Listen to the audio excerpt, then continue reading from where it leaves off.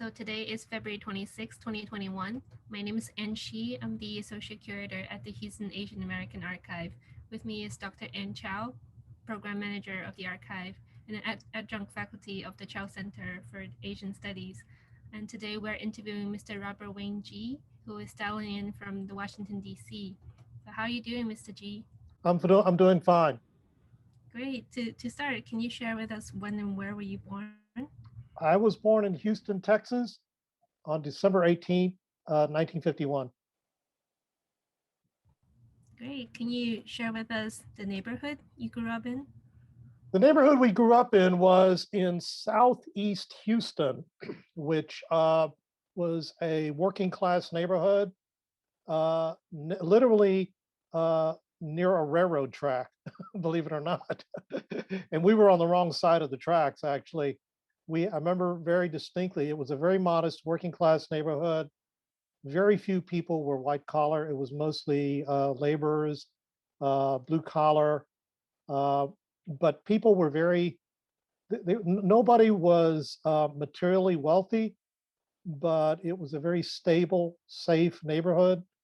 And I remember having a very happy childhood, attending elementary school, middle school, and high school, mostly high school in that area, and continue. Even though our family did move in the middle of my high school years, I actually completed my high school at the original high school I began, which was in the old neighborhood.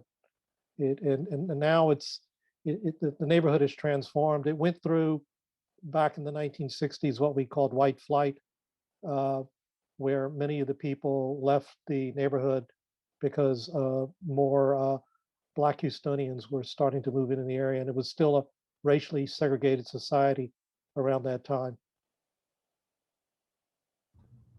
Can you tell us a little bit more in detail about the demographics of the neighborhood? Sure. I would probably say that, uh, as I said, it was predominantly working class. It was overwhelmingly white. There were very few Asian, it wasn't even Asian families, Chinese families. The dominant Asian ethnicity in Houston at the time were Chinese, predominantly Southern Chinese from Guangdong province. And at that time in the 1950s, there may have been probably in the early to mid 50s, probably only around 100 or so Chinese families living in Houston at that time. And we knew most of them through social activities as well as church, which was the center of our social lives as children. There was a Chinese Baptist church in downtown Houston that we attended and structured our social lives around all the way through high school, actually. Uh, and so we socialized with kids that were our age, that were growing up with us. But even then, if you went to school, there were only fewer than maybe 6 or 7 Chinese students in the elementary schools that you would run into. There just weren't that many Chinese Americans in Houston at that time. As I said, the Houston was very segregated at that time, so there were no other ethnicities in our area. There may have been a handful of Hispanic families, and in fact, my best friend in elementary school was a Hispanic boy that I grew up with, uh, who eventually grew up and became an engineer and left Houston.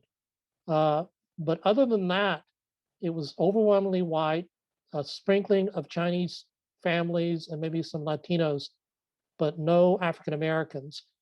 In fact, I didn't see a single African American in my school until my junior year of high school. Houston had begun desegregating over a period of years since uh, I would say the mid 60s, but they didn't get around to desegregating high schools until I was about to graduate from high school. So, so I went through an entire segregated school system, elementary and middle school, uh, while I grew up. There was no contact between African Americans and the rest of the community. They had their own separate schools, lived in different neighborhoods, and there was no commingling. Thank you for providing that very, very valuable information. And among the Chinese in that neighborhood, do you remember there are many G's, as you said? There were G's everywhere. Most of the Chinese we knew were G's. And I continued to meet G's as I grew up. And we socialized. We had our own, obviously our own immediate family, my father's family, and his two brothers, and their families, and we all socialized. We met a lot of other G's through social events. The G Family Association, in particular, we had our annual picnic, which was the largest social event for all the Chinese Americans in Houston for many, many years. I remember it was at Milby Park, and they hired a caterer for the food. They brought it in. I remember a lot of the members of the family were grocers, and so they had a connection with the wholesale grocery providers in the city, and the wholesale grocers would donate the food for our picnic. And so we got everything. It was all provided. I believe much of it was provided complimentary by the wholesale grocery owners, because the G family and many other Chinese American families had retail grocery stores, mom and pop stores, did a lot of trade for them. And so we were able to collectively leverage off of that to get complimentary lunches for everybody for the picnic. And then they also had things like little rides and games for children, but it was a very big event. Everybody looked forward to that every year, because you got to see everybody all at once in the community. That's really interesting. Thank you for sharing that. And next, I'm wondering what your parents were doing for a living back then. My father was a restaurateur at the time. My mom was a housewife. She didn't work. She raised me and my two brothers, and so my dad earned sufficient income so she didn't have to work. And back then, in the 1950s, would have been very unusual for the mother to be as part of the workforce if the father had sufficient income. That was the exception. We only knew a handful of people that we knew socially where the women actually did work. And so my father owned an interest in different restaurants. When I was growing up, I do remember that he did start out, before he got into the restaurant business, he was a salesman at an appliance store. The name of the appliance store was called Standard Brand. And I remember going to the showroom to look at the television sets that were being sold. This would have been probably around the mid 1950s. And back then, when you bought a television, it's not like a television you see today, which is a flat screen of different sizes. It was a huge piece of furniture, an enormous uh, uh, round cathode ray tube that you would buy that would have a wood platform and set in a wood base. And so he sold those as for a living, and he was basically a salesman on the showroom floor of this appliance store. And then sometime shortly after that, he did go into the restaurant business.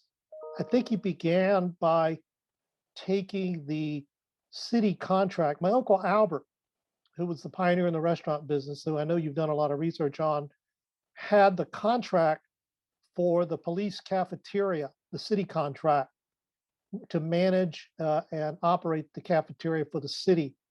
And so every year, Uncle Albert would have to rebid the contract with the city.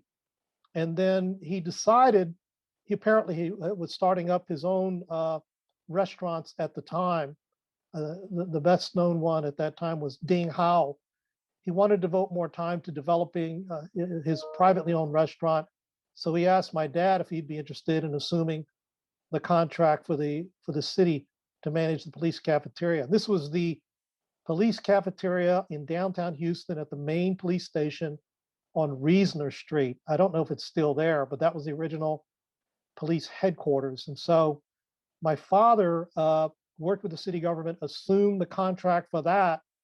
And as it turned out, we spent a lot of time in downtown Houston at the police station with him. I remember going down to visit him on weekends. We'd hang around the police station all day. We'd meet all the police officers that would come in. He would introduce us, and the police officers were very friendly. They would literally play with us, and take my little brother and play with him on their laps, and so it was a very good time. Very warm memories of visiting the police station, and I grew up as a child with a very positive impression of the police department because of that experience, because they were all friends of my dad. And we felt very secure that our father had such good friends who all wore uniforms and drove these fancy motorcycles around town. Really a lot of fun as a kid, especially to be able to go downtown and see all that. Yeah, it's really heartwarming to hear your childhood memories. Can you also share with us some of the childhood games you play with your brother or your friends at childhood? We did everything. I mean, we learned, we learned to play checkers. And, my brother learned chess. I wasn't that good. Uh, there was no video games back then. Obviously, we entertained ourselves. We walked. We spent a lot of time outside playing outdoors. We had a ditch in the back of our house. Again, it was a modest residential structure. We had a ditch, and we would go down into the ditch and fish for crawdads. Crayfish, basically, is what they were, as what kids would do, not realizing how dangerous it was actually to be to be what was essentially in a drainage ditch. I mean, not only unsafe from a from standpoint of being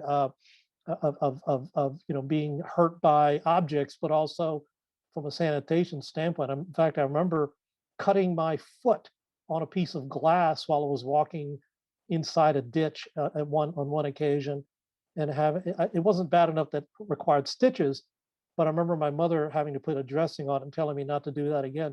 Fortunately, I didn't contract a disease, but today, if I had a child who did that, I would be mortified. So we spent a lot of time playing outside, playing with the neighborhood children. Again, it was a very safe, very wholesome environment. Uh, the children were all, children that we went to school with. We knew them in class or saw them in other classes, so we were very comfortable just, uh, playing with other kids. That's super sweet. And thank you for sharing that. Can you also tell us a little bit more about your name? We understand that you have a Chinese name. Can you share with us the meaning and the metaphors in your name? Yeah, you're going to put me on the spot. I think it's, if I recall what my mom told me, it's. Give me a second. I'll pull up the exact meaning. I know one is glory. It's in Cantonese or Toisan, our family dialect. It's Chi Gin Vane, and Gin Vane is. I know one of the characters is glory, and I think the other one is. Hold on, just one second. See if I can pull this up. I know because I actually I can't write it that well. I actually have it printed out, and I refer to that, and I've actually used it from time to time in business communications. But let me give you a moment, and I'll. So G is it's Zhu in Mandarin, and Genvain is health and glory, I believe. It's in Mandarin. It's Zhu Jianrong. Wow, that's a lot of good meanings that your parents must have good wishes for you. I had a very interesting experience years later when I went to China on behalf of the U.S. government. I remember in Jinan in I can't remember which province is this. It's anyway. I went to give a talk in China and met the vice uh, the vice minister for the provincial government of what is it? What province is Jinan? I can't remember. Anyway, Shandong, what? Shandong, Shandong. Jinan. Yes. Shandong province. I met him. He spoke perfect English. I remember that. and it actually had a much better suit than I had on. I don't know where whose tailor was, but anyway, I shared with him my Chinese name, and he pronounced it. And he said, "You have a very beautiful name." And I didn't realize how it'd be, not having gone to China that much at that time. This would have been in the 1990s. At that point I realized that my parents had given me a very lovely name. But again, it wasn't until I had that experience years later as an adult to appreciate it. Yeah, that's wonderful. And I'm wondering, what are some of the family values that your parents emphasize in your upbringing? We were raised in a bicultural household. We were encouraged by my dad to be very American.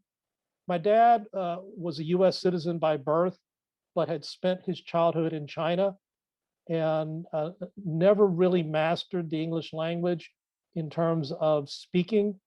He spoke with an accent and somewhat garbled English his entire life. Although you could understand him when he spoke, he actually was a very good speech maker. And my mom also spoke with just a slight accent. She also was born in the United States, but spent her childhood in China. Both of them went back to China to live in the village during the Depression in the United States.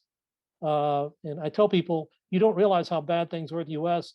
if you have to leave, a city that has plumbing to go live on a village in southern China where there's no indoor plumbing. That's how bad things were. But so they encouraged us to assimilate.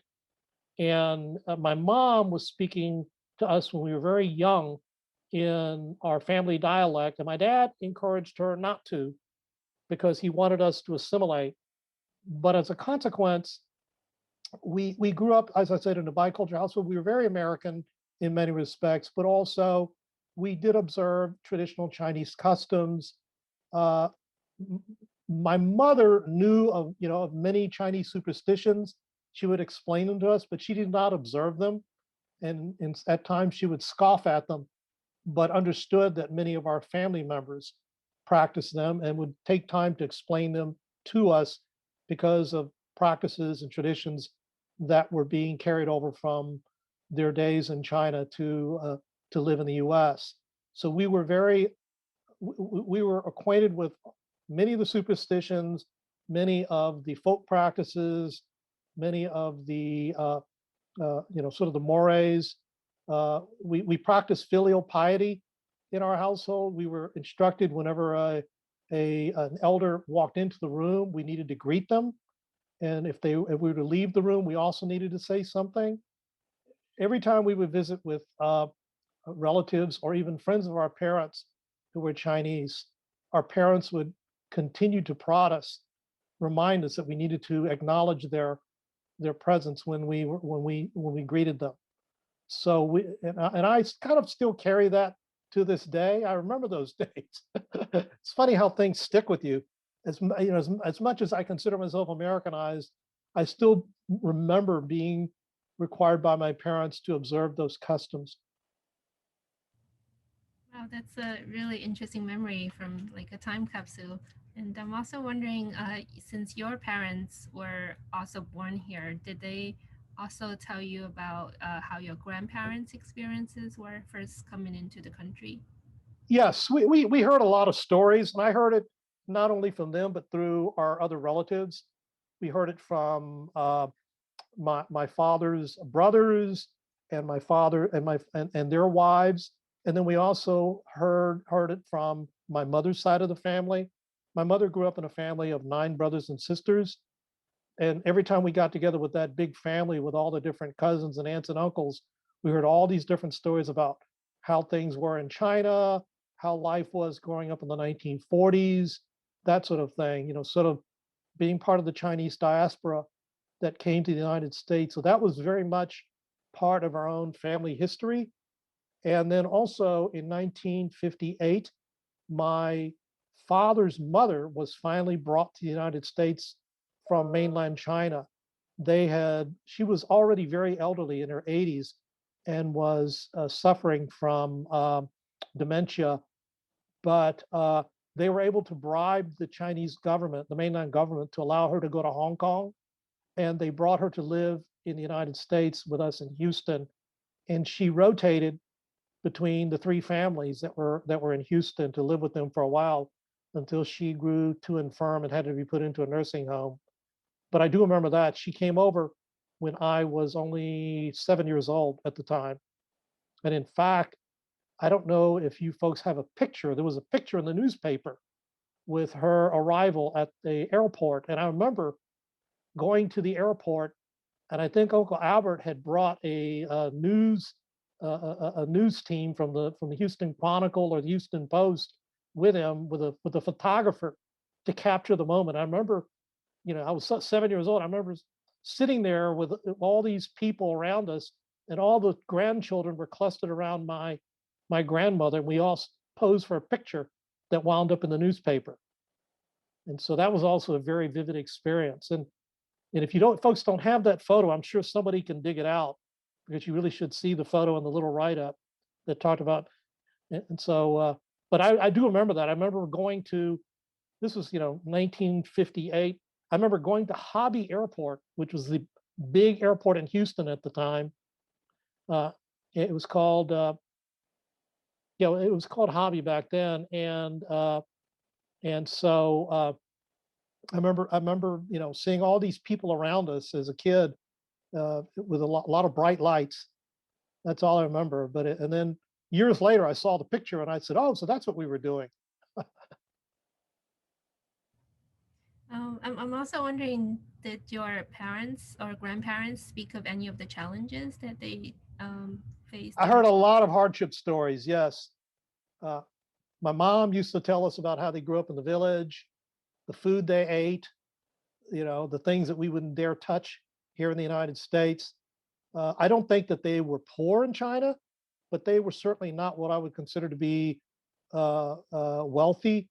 They lived in a village that did not have indoor plumbing.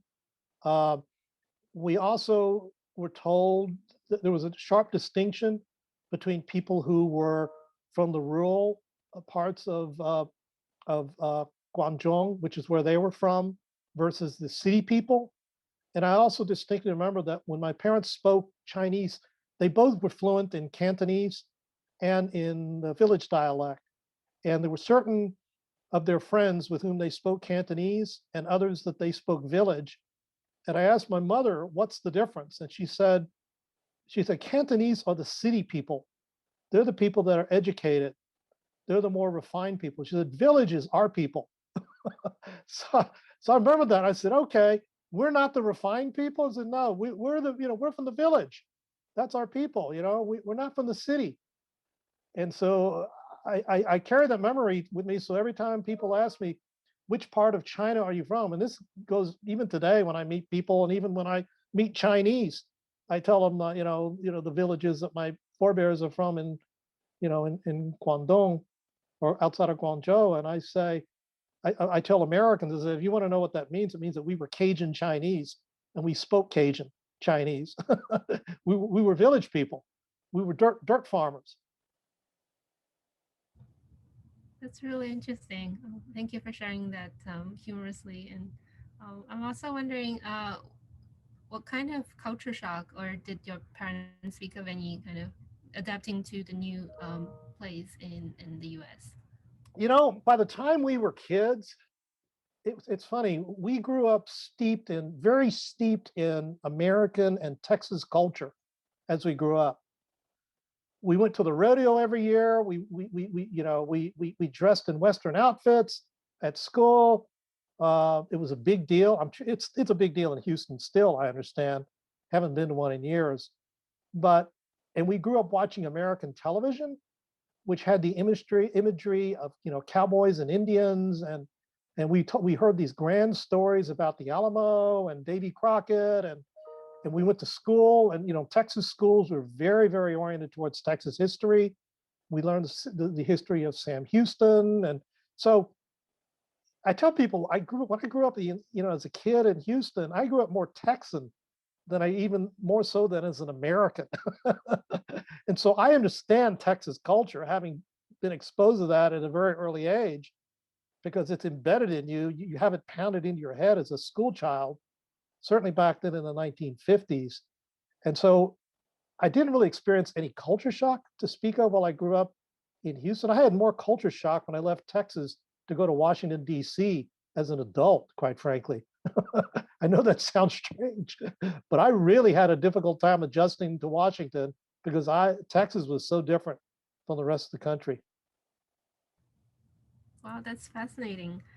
And also moving to your, I guess, education experiences. Can you tell us a little bit about school, going to school back then? Yeah, we went to a very large high school, excuse me, elementary school. I think it was the largest in the city at the time. And I do remember a couple of things. One was it was at the outset of the baby boom, where all these couples would have children after World War II. And as a consequence, the school system was overwhelmed by the number of elementary school age children. So they had to build shacks next to our school. It was Louisa May Alcott Elementary School in Southeast Houston. And I remember spending some of my time going to school in these shacks. I mean, the shacks were not bad. They did have, lighting and electricity and all the conveniences of modern life, but it was definitely a wooden structure, and that stood out. I didn't think anything unusual about it. It wasn't until years later when people told me that we had to have shacks because the school system was overwhelmed by the number of kids that were attending at that time, around the mid 1950s. And so I had a distinct memory of that. And then I do remember that school was very, very fun. It was a very enriched learning environment. The teachers were very friendly, treated us very nicely. I didn't really have any negative experiences with any teachers. In fact, I searched in my memory to see whether I might have been treated differently. I think, if anything, my teachers actually um, treated me somewhat better because I was more obedient than the average student. I don't. My impression was that Asian kids are taught, not to be rambunctious, and I could see, my white counterparts, misbehaving or doing things that I wouldn't dare do, and I would sit there very well behaved. And so I remember getting report cards, and the teachers would write on the report cards to my parents, "Robert is so well behaved, you know, he doesn't make noise, he doesn't speak out of turn." So, you know, I think, that mode of conduct of, just kind of being a quiet, serious student carried me. And I did well. Elementary school, I did okay. I did very well in middle school, what we call junior high. Um, when I graduated from junior high, which is only 2 years, yeah, it was 3 years. I'm sorry, 3 years in middle school in Houston.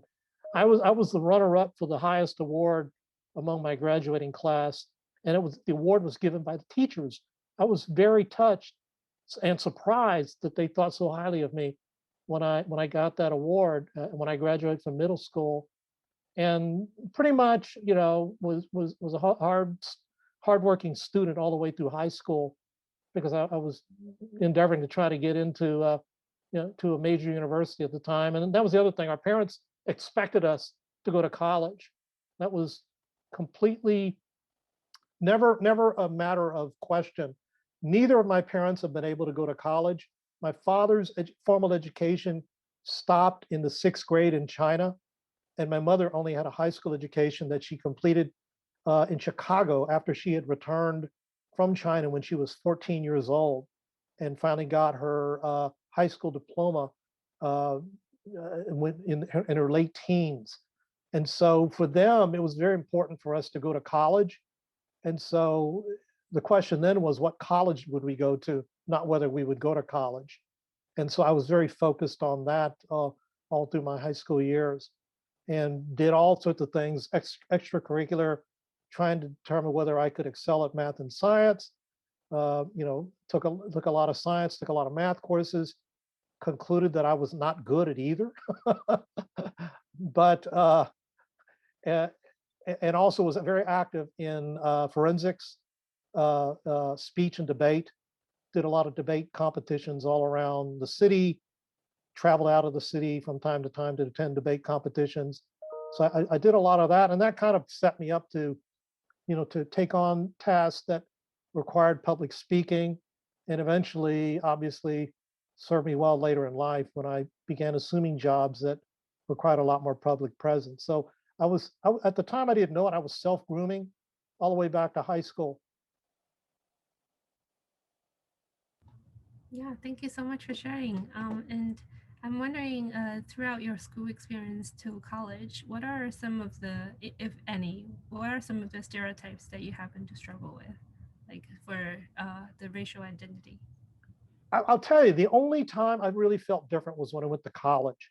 I went to University of Texas, and it was a class system that I saw, and it was a class system not necessarily divided by race, although there was that element. It was developed by it was stratified by income.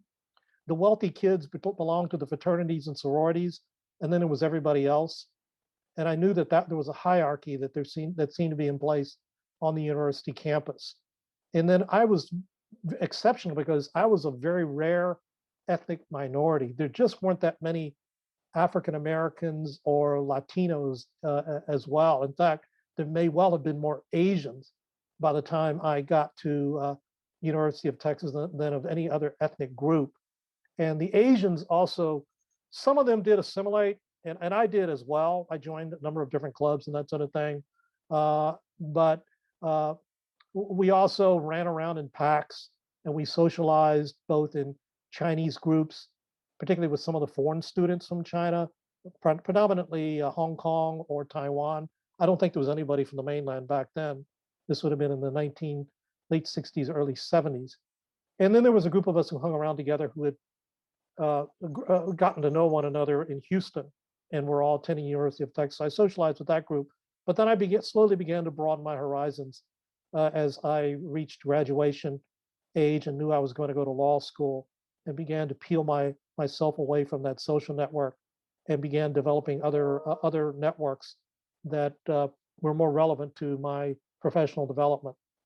But at the time, when I was in the University of Texas, I did note that there was a sharp difference between different classes by virtue of income, and some sharp differences relative to ethnicity as well, but nothing that I was that consciously aware of or spent much time on. I just became an ordinary college student that flowed with the culture of the university at the time, which is you love football in the fall, and then in the spring, you love spring football. University of Texas. They didn't have much of a basketball team then. So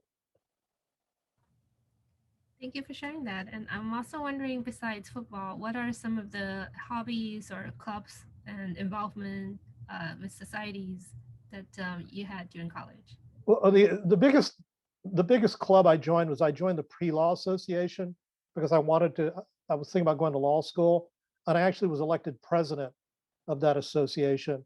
So I spent a lot of time organizing events where we would invite people from the legal community or faculty from the law school to come talk to us both about the study of law and the practice of law.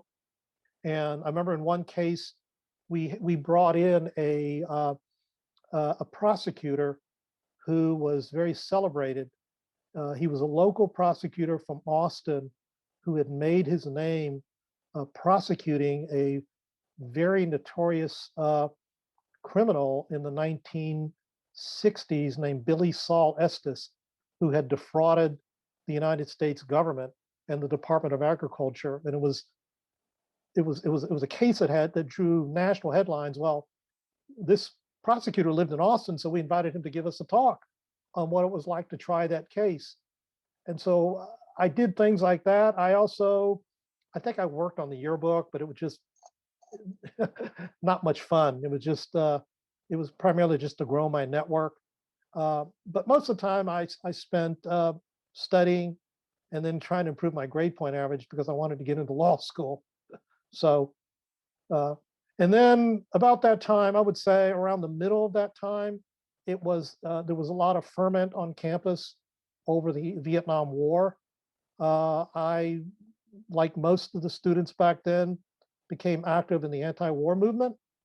Austin was one of the chief university epicenters of protest, and I began spending time attending anti-war protests uh, along with many of the other students at that time. This would have been probably around 19 1971, 72, the galvanizing moment I remember on campus was the murder of the students at Kent State University by the National Guard during a Vietnam War protest.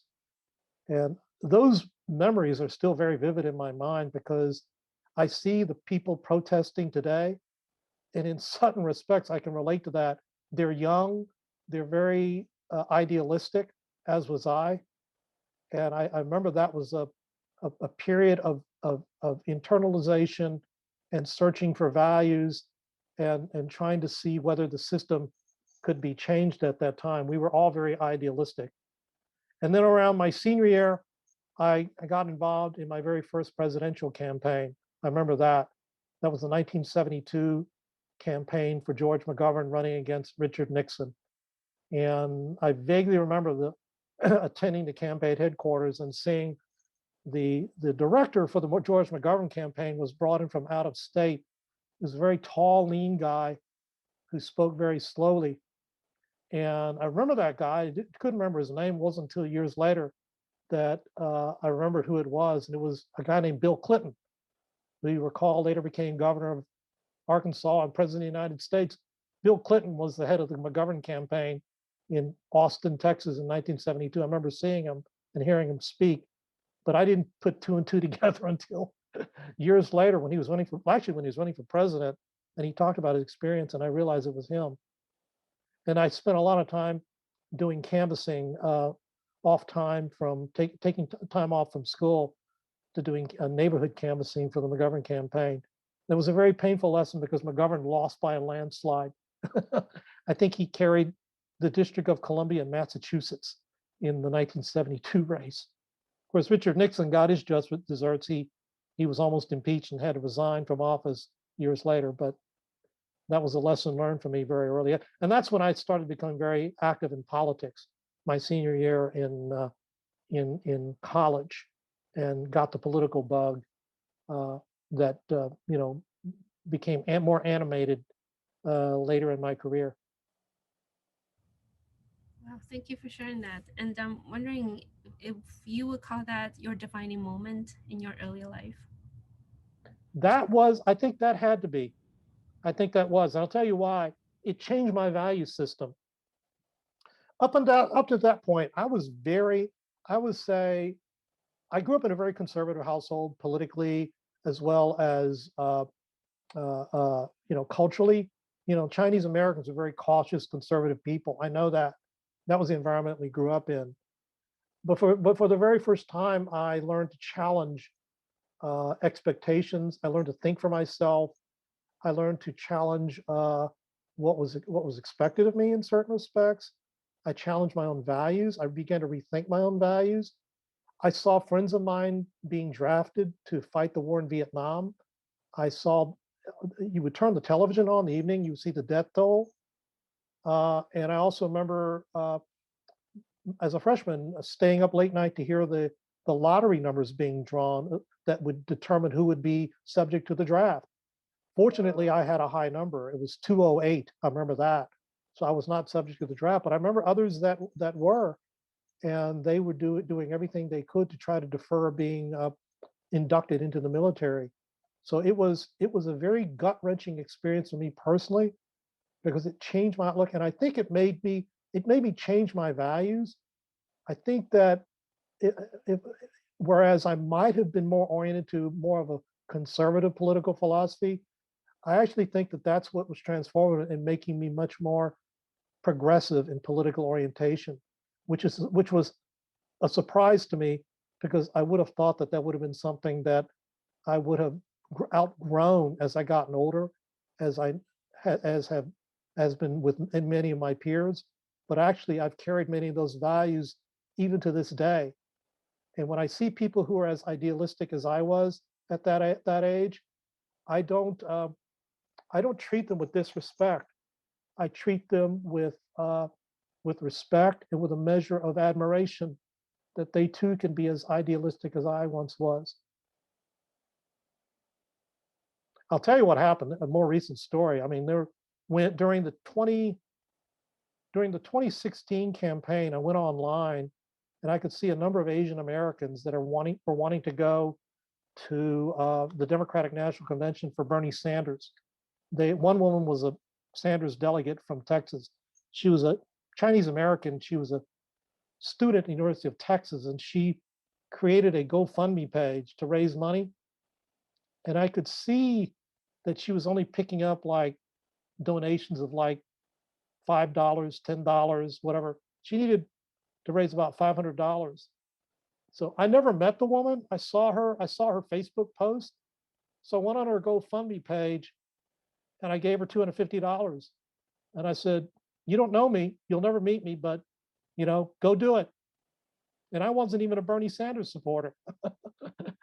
But I wanted to encourage somebody who exuded the same degree of idealism I did at that same age. It reminded me of myself. That's really inspiring. Thank you. And I guess on that note, I'll hand it over to Dr. Chow for the later live questions. Thank you, Anne. Thank you, Bob. This is a fascinating background information. And I think with your extensive CV, I wonder, would you like to move chronologically through your career out of law school to the law firms and eventually to the public service arena? Sure. So right after law school, did you have any trouble finding a job? Yeah, it was very strange. I knew that I wanted to go. I knew I didn't want to stay in Texas. And the reason why was I had already talked to a lot of people. And my father knew a lot of people in the legal community. And that's, at that time, my father was spending a lot of time at the Harris County Courthouse. He was an expert witness as a real estate appraiser. He had gone through a number of career changes himself.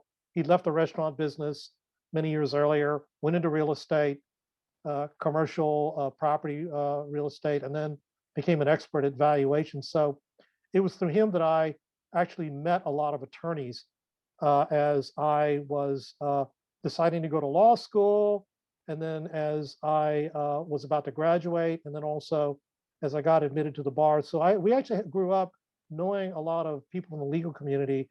But what I learned was that I had different options. I probably could have gone work in a small firm in Houston, predominantly maybe an immigration practice. But my horizons were much broader. The subject matter didn't really interest me. What I was more interested in was federal administrative law. I had a strong desire to go work on antitrust and consumer protection issues with the federal government. I got bit by that bug when I was at the University of Texas Law School. So my eye was actually trying to land a job in Washington, whatever it was, rather than try to interview with a law firm in Houston. The other thing I was told, and this was through some friends of my father who were with some large law firms, they already told my dad that their firms would not hire me because of my color, because they just didn't hire people who are not white. They were very candid with them. They said, it's a shame that Bob is not, Caucasian, because we'd love to interview him, but we know he would never be hired. And I heard that from my dad. So I decided not to go there. Although fast forward years later, guess what? I did wind up in a large law firm in Houston. I came through the back door, but I'll save that for another part of the discussion. So what I did was I took the bar. I stayed in Houston that summer. I remember spending all the time watching, let me see, this would have been 1976.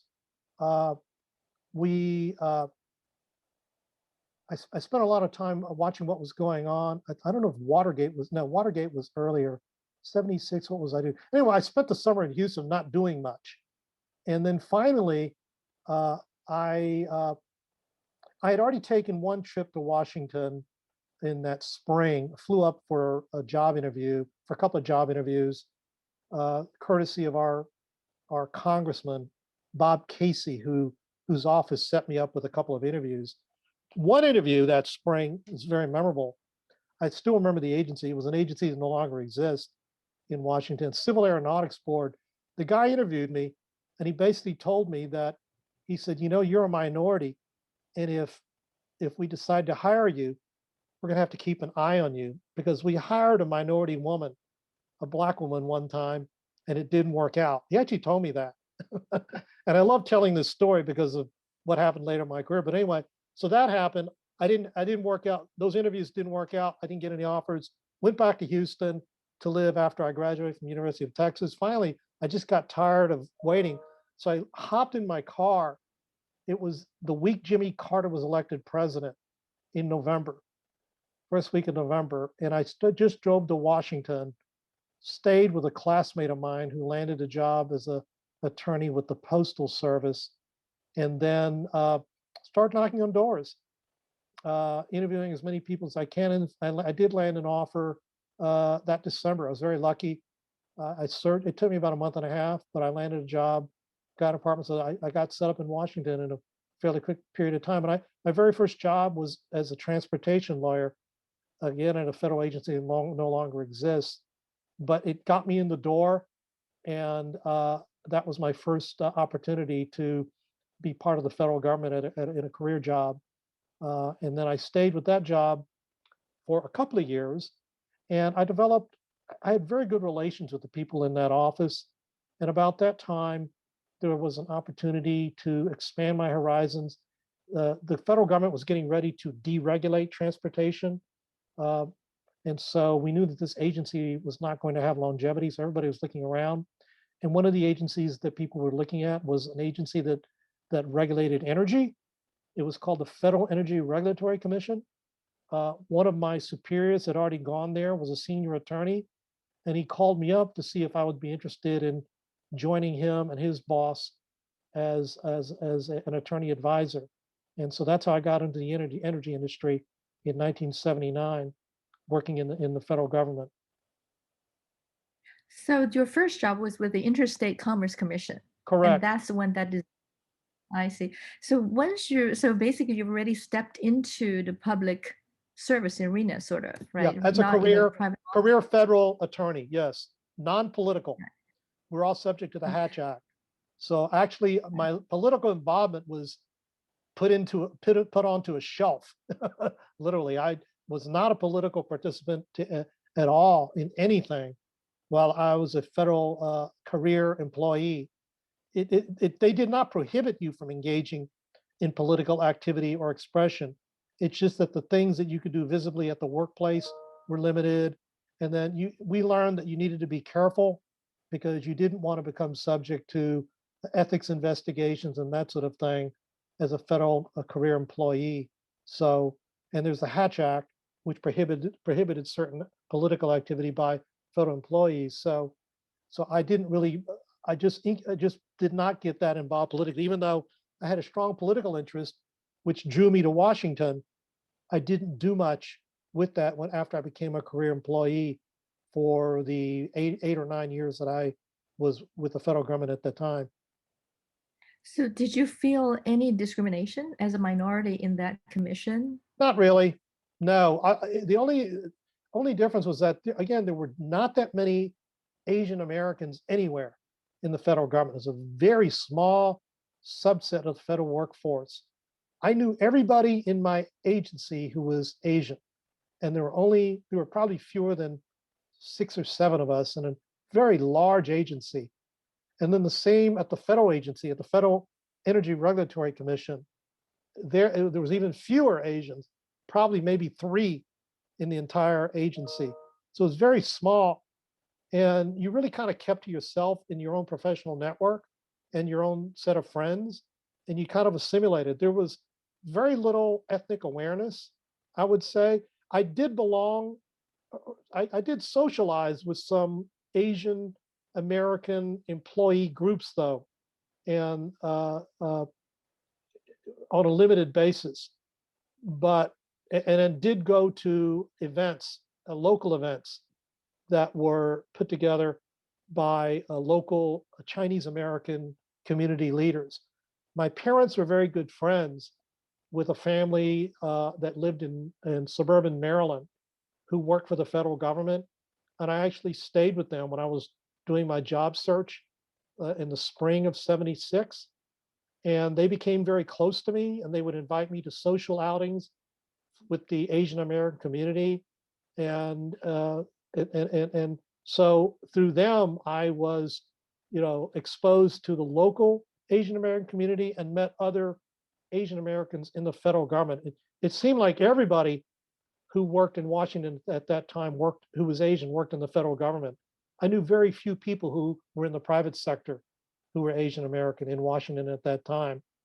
And I met a number of people that worked in a number of different agencies all over the map. Again, there weren't that many of us, but I was able to meet them, and so I did meet the local community. But again, I didn't really get elevated or have any elevated sense of awareness or consciousness of my role in any Asian American community other than for social purposes.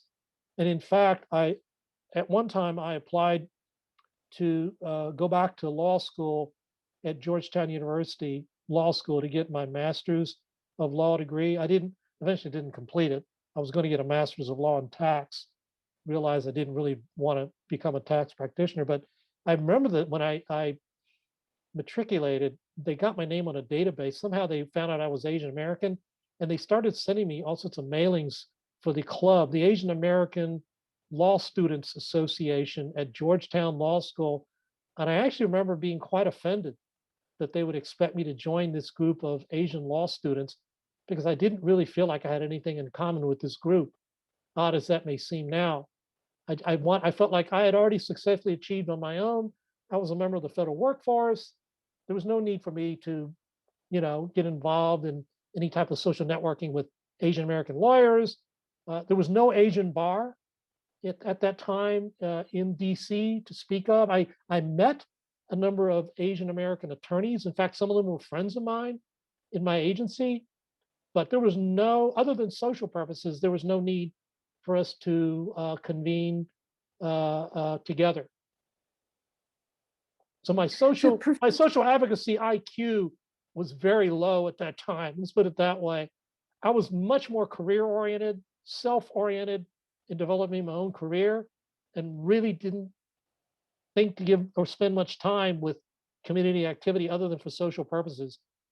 And back then I was single. It was an opportunity to meet other women and socialize with them, date some of them, that sort of thing. So there was a very selfish motivation for networking, right? Single young male, and the family that were friends of my parents promised my mom and dad they would introduce me to all the young women that they knew. It was that sort of thing. In fact, they went overboard trying to connect me with so many women they met. It was just kind of embarrassing, but that's another story for another time. Well, we do want to get your romance story as well. Right. So professionally, was the Federal Energy Regulatory Commission job your first exposure to the energy field? Yes, that was the very beginning. And so you stayed there for 6 years. Yes. And in 1985, you went to Tenneco. So how did that come about? What happened was in 1983, my father passed away while I was still in Washington. And about that time, I had made a decision that eventually I was going to leave the federal service and get a job in the private sector. And in the job I did, I actually worked with a lot of Houston-based companies.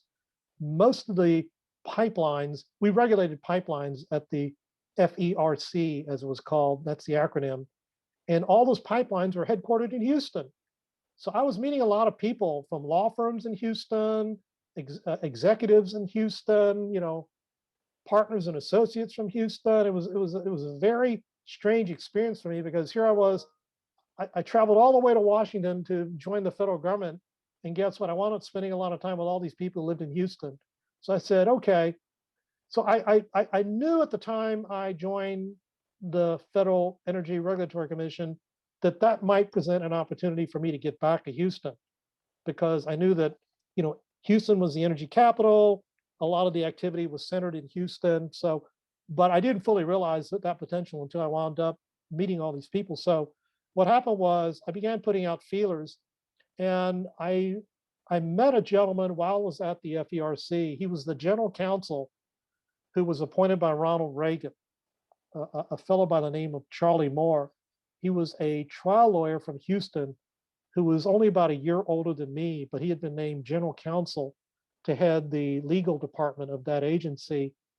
He was a cigar chomping, boot wearing, uh, beer drinking, whiskey drinking Texan, almost like a stereotype, but he was brilliant. Ex-football player from University of Houston, could talk your ear off, brilliant guy. He and I hit it off. He liked me because number one, I was from Texas, and I kind of get along, and with most people, we enjoyed each other's company. I always felt that Charlie never treated me any differently from anybody else, which I appreciated. And so what happened was he had already left the federal government to go back to Houston. He rejoined his own law firm.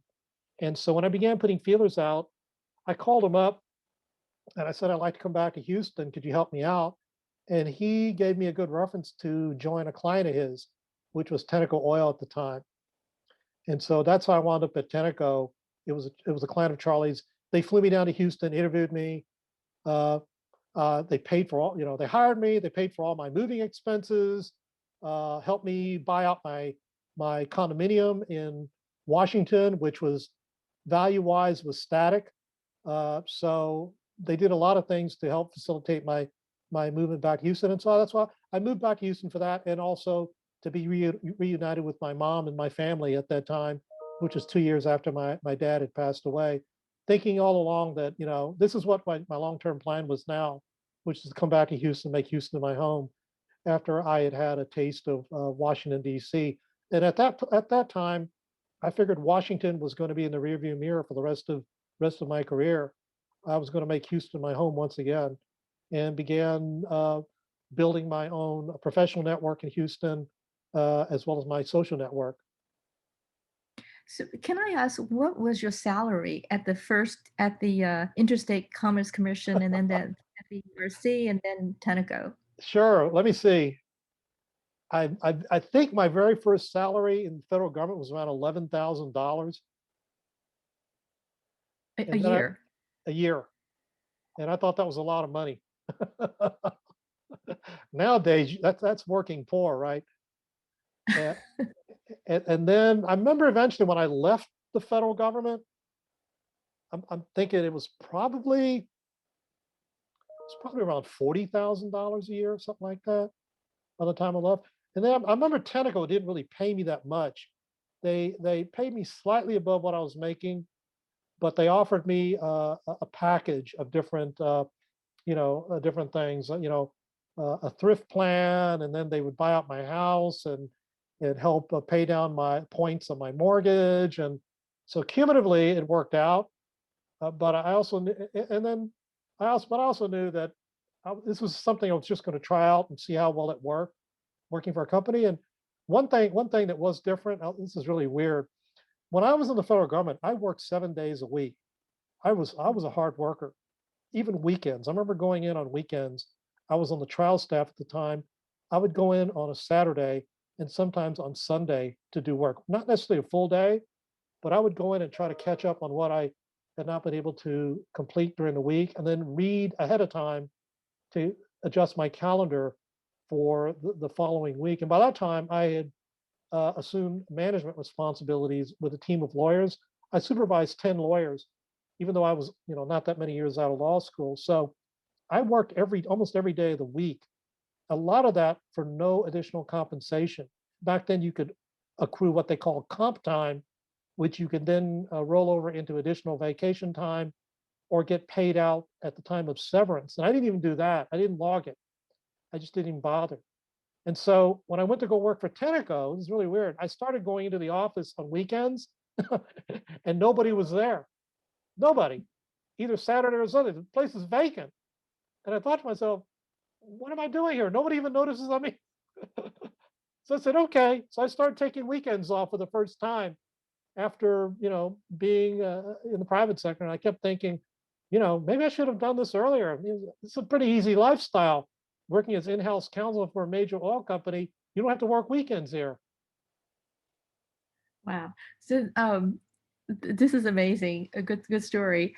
But then you stayed at Tenneco only for 2 years, and then you went to a law firm, right? Yes. The story behind that was there was a woman that I had worked for when I was in the federal government who was my boss after this is after Charlie had left, and she also became a mentor of mine. Though she and Charlie were mentors of mine, and I remember she was a senior attorney, and I worked under her when I was a supervisory trial attorney, and she had left to join the same law firm that Charlie was a partner in. She was a partner there as well. And I kept in touch with her, and she very eagerly wanted me, and I socialized with her and her husband, who was also an attorney. He had been with the Justice Department for a number of years and was, I think, also in a law firm at the time in Houston. So I socialized with them, and she desperately wanted me to join her and Charlie at Charlie's law firm. So she talked to Charlie, and they made room to bring me over laterally from, well, actually not lateral. They actually agreed to pay me for much more money. I mean, my compensation took a huge jump by joining the law firm, but I had to work harder. That was a job where I did work weekends and I worked holidays. so, so by going, it was actually something that I was more accustomed to because I'd already worked weekends when I was in the federal government. So, working weekends again in a law firm wasn't that big a deal to me. So that's when I saw the opportunity. Back then, the law firm, it was a law firm that was made up of two law firms that were combined into one, held together by a senior partner who was the former governor of Texas. His name was Mark White. And there were two firms. It was a Fort Worth firm and a Houston firm. This was the Houston firm that White had come from, but he also wanted to join the Fort Worth firm. So they combined both firms, and White was a senior partner, and his office was actually down the hall from me. So I remember distinctly coming to work and seeing the former governor of Texas literally in a hallway just a few doors down from my office. I remember you walk into his office, he had a big picture, a painting of Sam Houston on his wall, and a saddle, a real live, cowboy saddle on a mount in the middle of his office with all sorts of memorabilia when he was governor of Texas, on his glory wall. So Mark would wander up and down the hall and talk to people. We would socialize them. Every day after work, we'd go to the lunchroom and do happy hour. They'd bring in drinks for everybody, and he'd show up, and we'd sit there. It was a very informal environment after work, very hardworking, but we enjoyed ourselves. And so I figured that this was a good place for me to be at the time. It was helping me to develop my professional network. I was becoming acquainted with people who were in political leadership. I could see, who their network was, what was going on politically in Texas at the time. Mark eventually ran for governor again, and I supported him, obviously. And that was the year that Ann Richards also ran for governor, and he beat her in the Texas primary. So he cost me a lot of money, but eventually, long story short, I wound up benefiting from that in the long run. But that was kind of the early stages of how I got involved politically. But there was actually a race before that. If you want me to talk a little bit about that, how I got involved in politics, again, it was through my mentor, Charlie Moore, my professional mentor. He was the one who has probably been the most instrumental in directing and redirecting the trajectory of my career. I owe him a debt of gratitude. He passed away about 2 years ago. Unfortunately, died an untimely death from cancer. But he was the one who got me involved. What happened was I started to get involved with the Asian American community around 1988, 87, 88. And I think I wrote about it a little bit in that talk I gave you before in 1992 in Washington before the National Asian Pacific American Bar Association.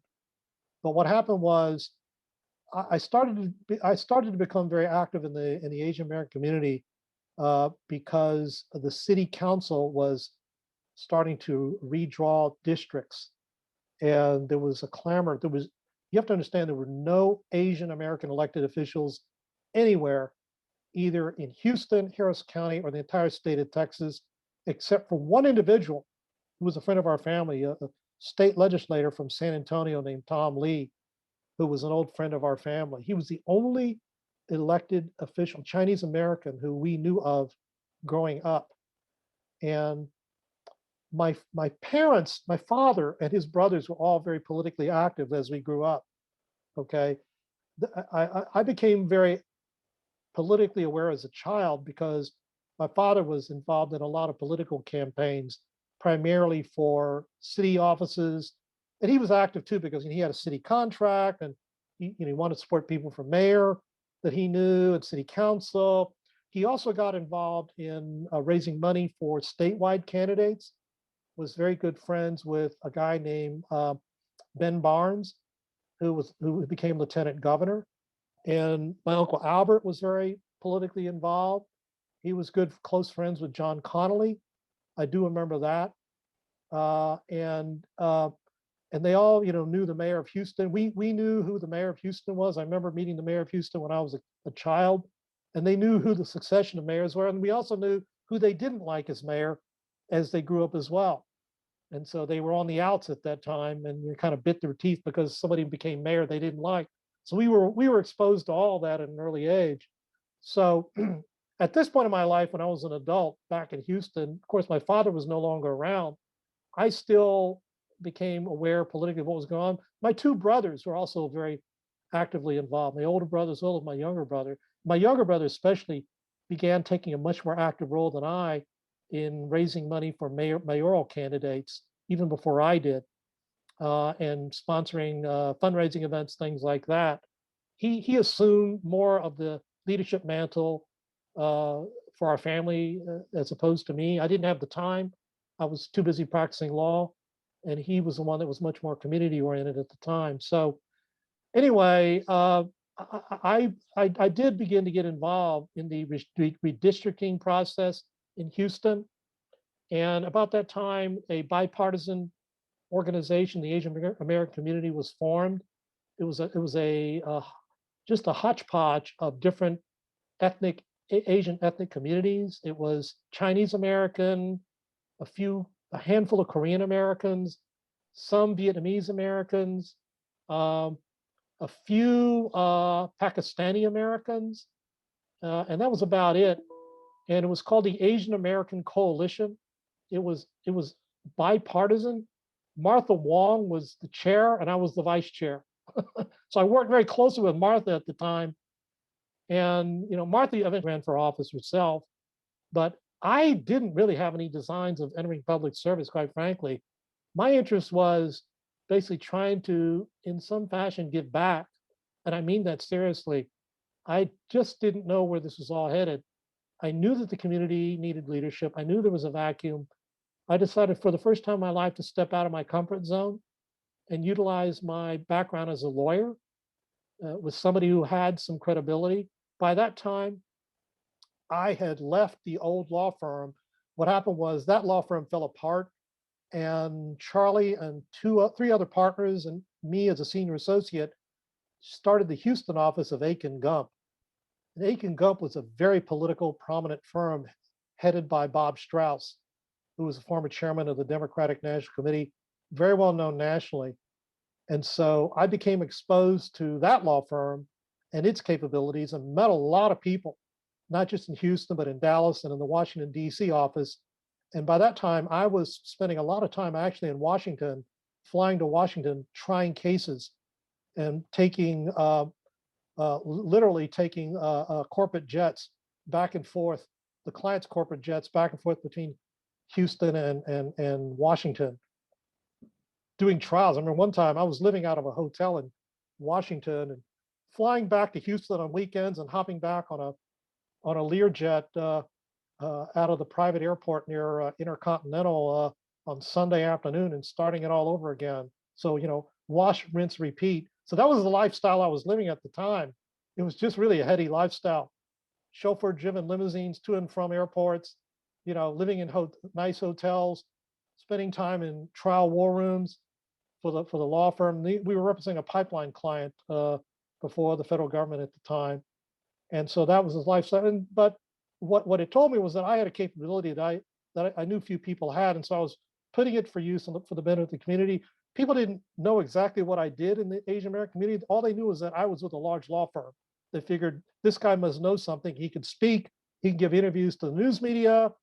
He can talk on our behalf. when we testified before the city council on our proposal for an Asian impact district, they asked me to go speak before the city council. So we had that. And then about that time in 1988, there was a young 15-year-old Vietnamese boy who was killed by two skinheads. His name was, I still remember his name, Huong Trong was his name, the little boy. And the community was in agony and in despair because this young child was killed by two white supremacists.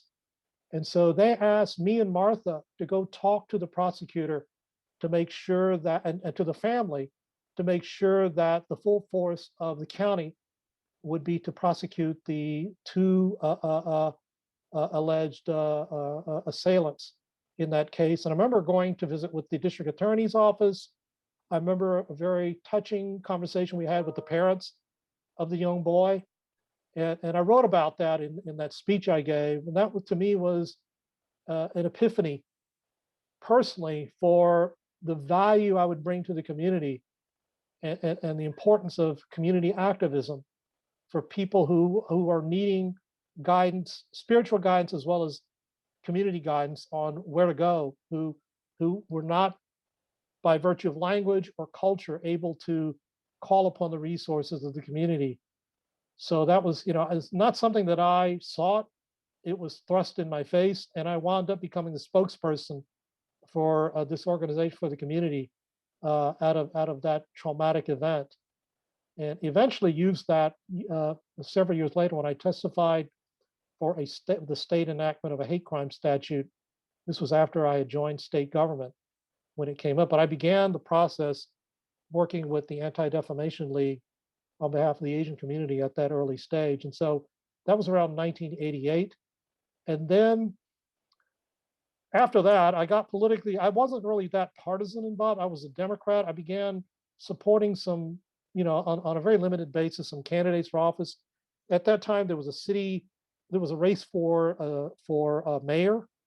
My mentor was very active in supporting a gentleman named Fred Hofheinz, who was trying to stage a political comeback. Fred had served as mayor of Houston in the 1970s when he was in his early 30s.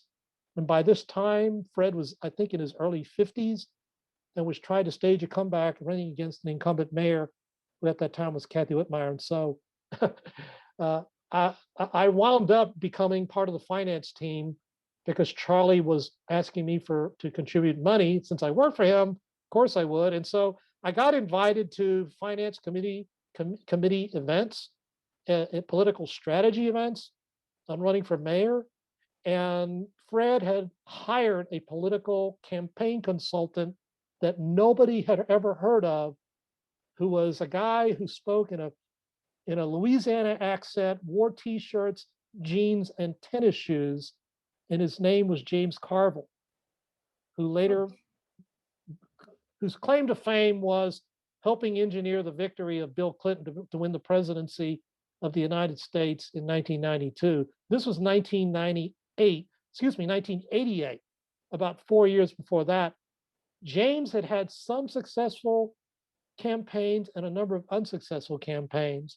So I still remember some of the things he would say at the campaign briefings, but I learned a lot just listening to him. And that's when I really caught the political bug, because I could see the inside out of a political campaign right then and there. And then at that point, the mayor's race it's a nonpartisan race, and so a lot of the Republicans that I met were wanting me to become more active in the Republican Party. They asked me to basically consider becoming more active in the party, maybe even running as a candidate. I got approached by an old friend of mine that I got to meet, an old friend now. Back then, I only knew him just very briefly. Got to know him during that campaign. His name was Glenn Gondo, and you may know Glenn, very longtime community leader. Glenn came up to me. He's a big Republican. Glenn said, "Bob," he said, "you really should, join the Republican Party. I would urge them to run you for office, whatever you want to do. You're the exact right person we need." I said, "Glenn, I don't want to disappoint you, but I think I'm a Democrat." And then he said, "Okay." He said, back then there was a Republican organization called the Texas Asian Republican Caucus. He wanted to become active in that. He said, "Well, join the equivalent of TARC for Democrats. I said, Glenn, there is no equivalent for TARC. There is no Asian Democrats. He said, well, then form one. I said, oh, really? He said, yeah, form one. I said, okay, well, let me think about that. And so out of that experience, I talked to a lot of the other predominantly Chinese Americans that I knew and some Vietnamese Americans who were closet Democrats who were interested in joining forming a group. So we actually formed a group. We called ourselves the Harris County Asian American Democrats, and we became very active in 1990. We were formed in the summer of 1990. And by that time, I had run to become a state delegate for the State Democratic Convention. I think they met, he was in San Antonio that year. And after that, I met a lot of people there. I think I was only one of two Asian American delegates at that state convention. But what happened was when I got back to Houston, I was contacted by one of the people who I had met during the convention, who was a Harris County representative for a guy running for Attorney General named Dan Morales. Dan was a Latino state representative from San Antonio, making his first run at state office. So they asked me if I could do a lunch with Dan. So I took Dan out to lunch at my local athletic club. It was called the Texas Club, downtown Houston. That's when I went to go work out and, host people for business lunches there. So took Dan out to this nice lunch, modest lunch at the Texas Club, got to meet him. He asked me to join his campaign. So now I was involved big time with the guy running for Attorney General. And so we talked with him, and they wanted to do something with the Asian community to show their support. So I talked to my friends. Actually, by that time, I don't even think we actually had an organization or name. There was just a group of us who wanted to do a fundraiser for Dan. So that's when we formed this Harris County Asian American Democrats, and we did a fundraiser for Dan. I'll remember we didn't raise that much money. We raised $5,000, which back then was, it was okay, not, by today's standards, it's, kind of a drop in the bucket. But what we did was we tried to find a place that would make a big splash. And this is where we learned that politics is smoke and mirrors, right? It's the optics. So we decided to try to find a place, a venue that would really be the talk of the town.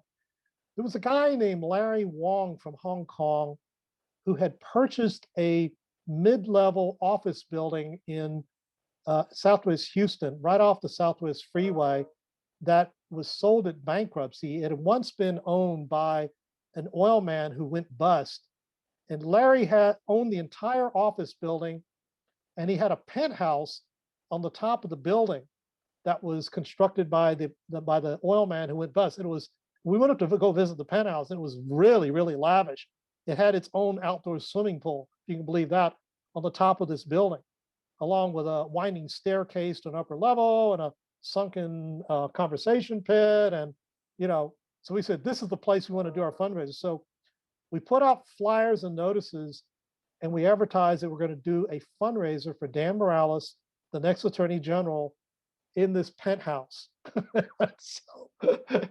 And so we had a really great turnout. I remember we had, not only Dan was there, gave a great talk, we had members of city council who all showed up. I remember Sheila Jackson Lee came up to me. She was on city council at the time. And she came up to me and pulled me aside. I got to know Sheila through community events. And she said, Bob, I want you to do a fundraiser for me at this place too. And so the irony is that Dan's opponent was a Republican state senator, who was actually my state senator named Buster Brown. And this was in the middle of his district.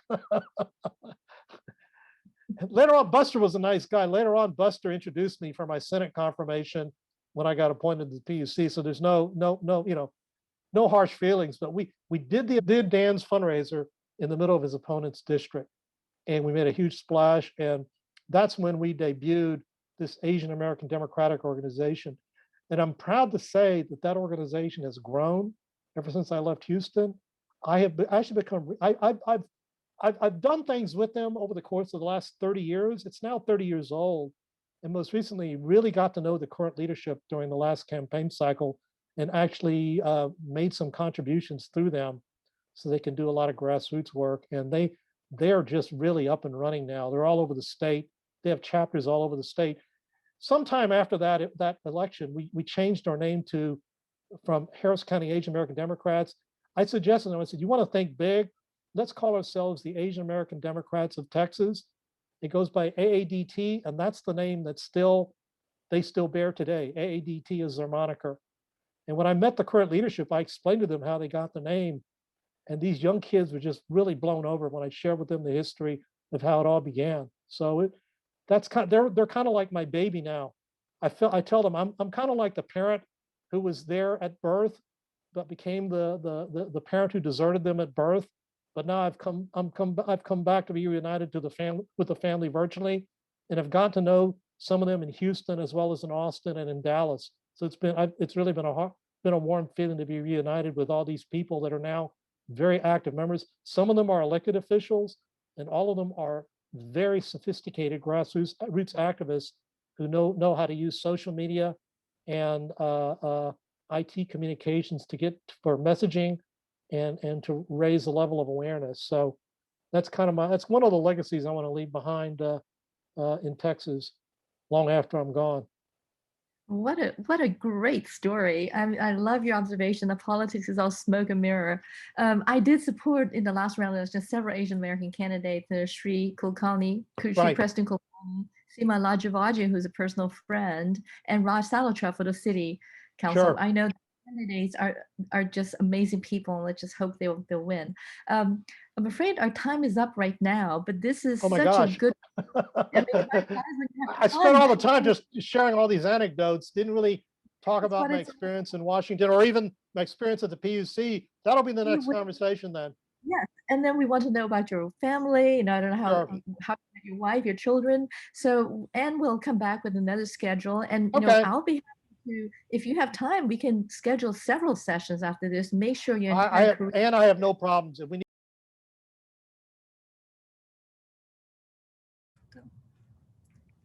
Hi, everyone. Today is March 12, 2021. We have here Program Manager of Houston Asian American Archive, Dr. Ann Chow, to continue interviewing Robert Gee. Thank you so much. Great. Thank you, Bob, again for allowing us to interview you for the second time. And I know today we will talk about your work in Texas.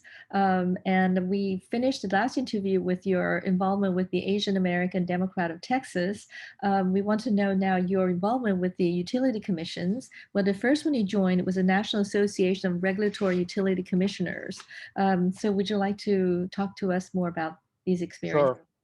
Sure, I'll be happy to. Let me just start off by saying that I think I explained to you already how I managed to become a candidate for appointment when I was with my law firm in my last interview. And what happened was I had already begun working with the governor's office after she was elected. By she, I mean Ann Richards was elected governor, and was a trusted volunteer for her senior staff to help recruit Asian Americans to serve in state government in a number of part-time boards and commissions. And so as a consequence of that, I cultivated a pretty good relationship with her office, and they knew me as a trusted confidant to give them and to help them vet actually a number of candidates. And so I had already been approached by my law firm to see if I was interested in becoming appointed to the commission. It wasn't anything that I had pursued originally. And I said yes. And so I began the process of positioning myself as a potential candidate. I helped to retire the governor's campaign debt right after she was elected. And what I was told was that did not guarantee me an appointment because you don't buy an office, but what it does is give you some visibility, which I was able to do quite successfully with the help of the Asian American community. They helped me raise a a substantial sum of money to help retire a portion of the governor's outstanding campaign debt. And so people within the political circles in Austin knew me both as somebody who had played a role on the finance side, as well as somebody who was with a major law firm who could serve as a resource. And over a period of months, I continued work at my law firm, but also served as a volunteer to help the governor's office staff up what was called the New Texas, which is to bring people to state government who from communities that had never been represented, and the Asian American community was one of them. At that time, the Asian American community was, I think, from a statistical standpoint, we were probably still less than 1% of the Texas population. There was an estimate that we would grow to 2% over the next decade. So that's where we were as a community, and there just weren't there was no representation by any Asian American above the level of county court at law judge in Harris County, and that person was Hannah Chow. Hannah Chow was the highest elected statewide official of Asian ancestry in the state of Texas as a county court at law judge in Harris County. And she was an old friend of mine. And so it came in handy because when I eventually got appointed by the governor, I asked Hannah to swear me in at the swearing in ceremony. And you can see the photograph of Hannah in her judicial robes that day, swearing me in, and the governor was standing off to the side. But in any event, there just wasn't any representation. There had been one state legislator who had served representing San Antonio in the early 60s, State Representative Thomas J. Lee. We called him TJ, or I called him Uncle Tom. My parents called him TJ. He was a dear friend of our family, and he actually attended my swearing in ceremony, and I introduced him to Governor Richards. And I don't know if that was among the photos that I sent you, but I certainly do have a photo of him taken with us that day.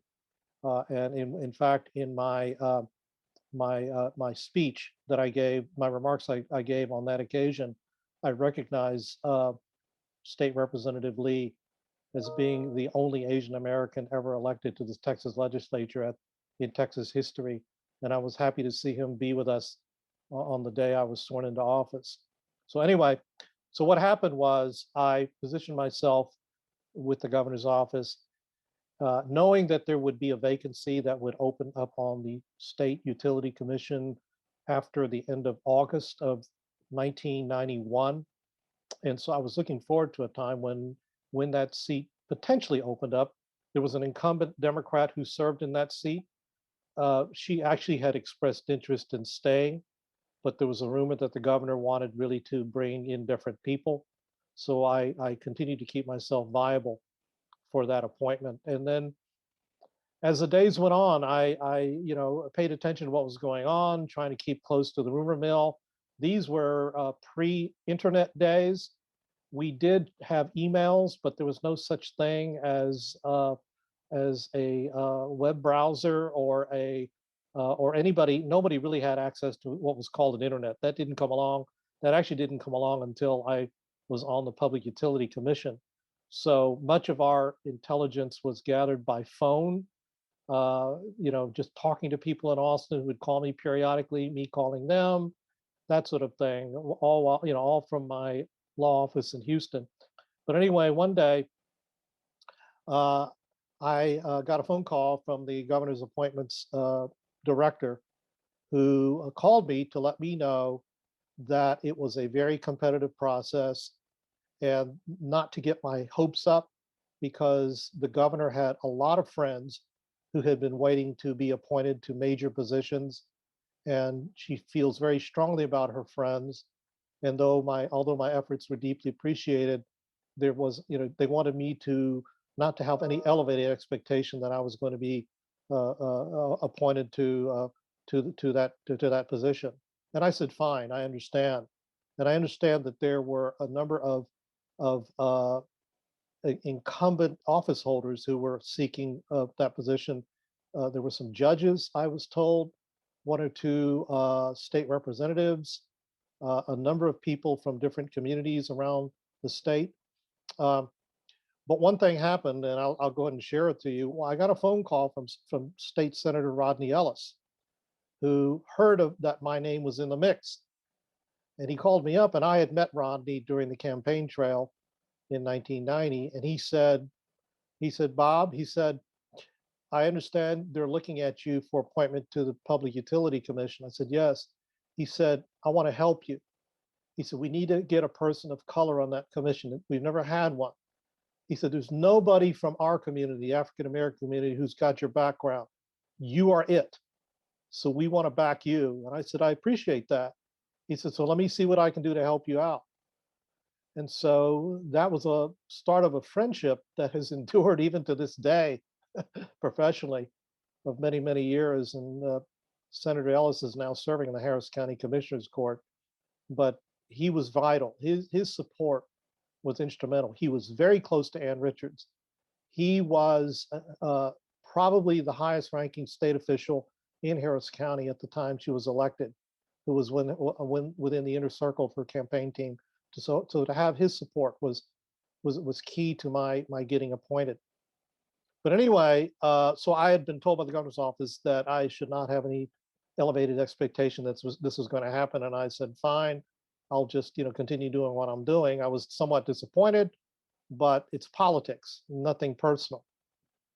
Anyway, a few weeks went by, and I got another call again from the governor's appointments director, and he said, what are you doing next Tuesday, a week from now? I said, I've no plans. He says, quietly buy a ticket to hop on a plane and come to visit us. He said, you're gonna have a come to Jesus talk with Governor Richards.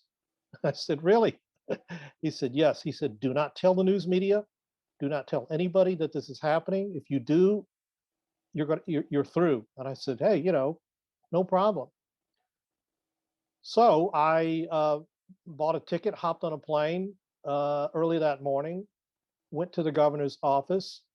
I remember going into her reception area, and there was somebody sitting at a desk where I had to wait to be let into her office. And this is the official office of the governor that's inside the state capitol. I remember that. And was ushered in, and there weren't that many people there. I walked in, sat in a chair next to the receptionist, and then finally they said, the governor will see you. So I walked in, and she greeted me at the door as I walked in, shook my hand, asked me how I was doing. I said, I'm doing great. And she said, would you like anything to drink? Can I get you anything? And I said, well, maybe a glass of water might be nice. So she went back to the kitchen, actually brought out a glass of water for me. And I just kept thinking, this is really strange. I'm being waited on by the governor of Texas to have a conversation. So anyway, so we sat down. The only other person there, I don't think she was there at the time. She was asked to join later in the meeting, but the other person that was eventually invited to join was the governor's chief of staff, a woman who later became a very dear friend of mine. But anyway, so she began the conversation. She sat down. She had my file in front of her. I remember sitting at a table next to her desk. She opened the file, looked at it, looked at my bio, looked at my support, and she looked up at me. And at the time, the Public Utility Commission was a very troubled state agency. I hate to say it, but almost reminiscent of what's going on today with the Texas power crisis. But it had a reputation of the members having very acrimonious public disputes with a lot of negative press, particularly between a couple of the commissioners, one Democrat and one Republican, who were quite acrimonious. But even between the Republicans, there were two Republicans there, they didn't get along either. And so the governor looked up at me and she said, now tell me again, why do you want this job? And I said, I've worked my entire life in the private sector, except for serving in government once at the federal level. And I feel like it's something that I can do to give back to the community. And she said, well, you know, that place has got a lot of problems. And I said, no, I'm familiar with that. I read the papers too. She said, it won't be easy. And I said, no, I'm fully aware of that. And so then she called in her chief of staff, who sat down, and her chief of staff was even more skeptical. She looked at my biography, and she said, I remember her looking at me pointedly and saying, you work for a major law firm, okay? What we're about here in the governor's office and in the state, leading the state of Texas, is representing the people who are not powerful, the average citizen. You're going to be, if we appoint you, if Governor Richards appoints you to the Public Utility Commission, what guarantee do we have that you will look after the welfare of the people of Texas who are not wealthy and powerful? And what I said to her, I just thought about it, and I said, well, I know you're looking at my affiliation with this law firm, right? I mean, Akin Gump, which is a very prominent law firm, and everybody knew that, very powerful, very influential. And I just said, when I first graduated from law school, I could not work at that law firm. They wouldn't hire people like me. I'm not that particular law firm, but any large law firm, it was really off limits to me. I've spent 16 years in the profession. I worked hard to attain that stature of my professional achievement just to get to that law firm today. So I really don't have any apologies for being with this law firm. The other thing is, if you look at my full work history, you will see that out of the 16 years or so that I've been in law, 10 of that, almost 10 years, a decade, I've actually served in the government. I served at the Federal Energy Regulatory Commission, Interstate Commerce Commission. I was in public service for a decade. And I said, I can also tell you that when I was at in the Federal Energy Regulatory Commission, my role was to litigate against the major utilities over gas rates to make sure that they were reasonable and affordable to the customers. So I've been in the role of acting as a safeguard of the public interest. To me, that's what defines me, not the current job that I currently enjoy with this law firm. And so I must have said something correct. The governor looked at me, looked at her chief of staff, and I remember she looked down at my portfolio and closed it, looked up at me, and said, she looked at, it was just kind of surreal. She said, okay, she said, you're going to get to come back to Austin.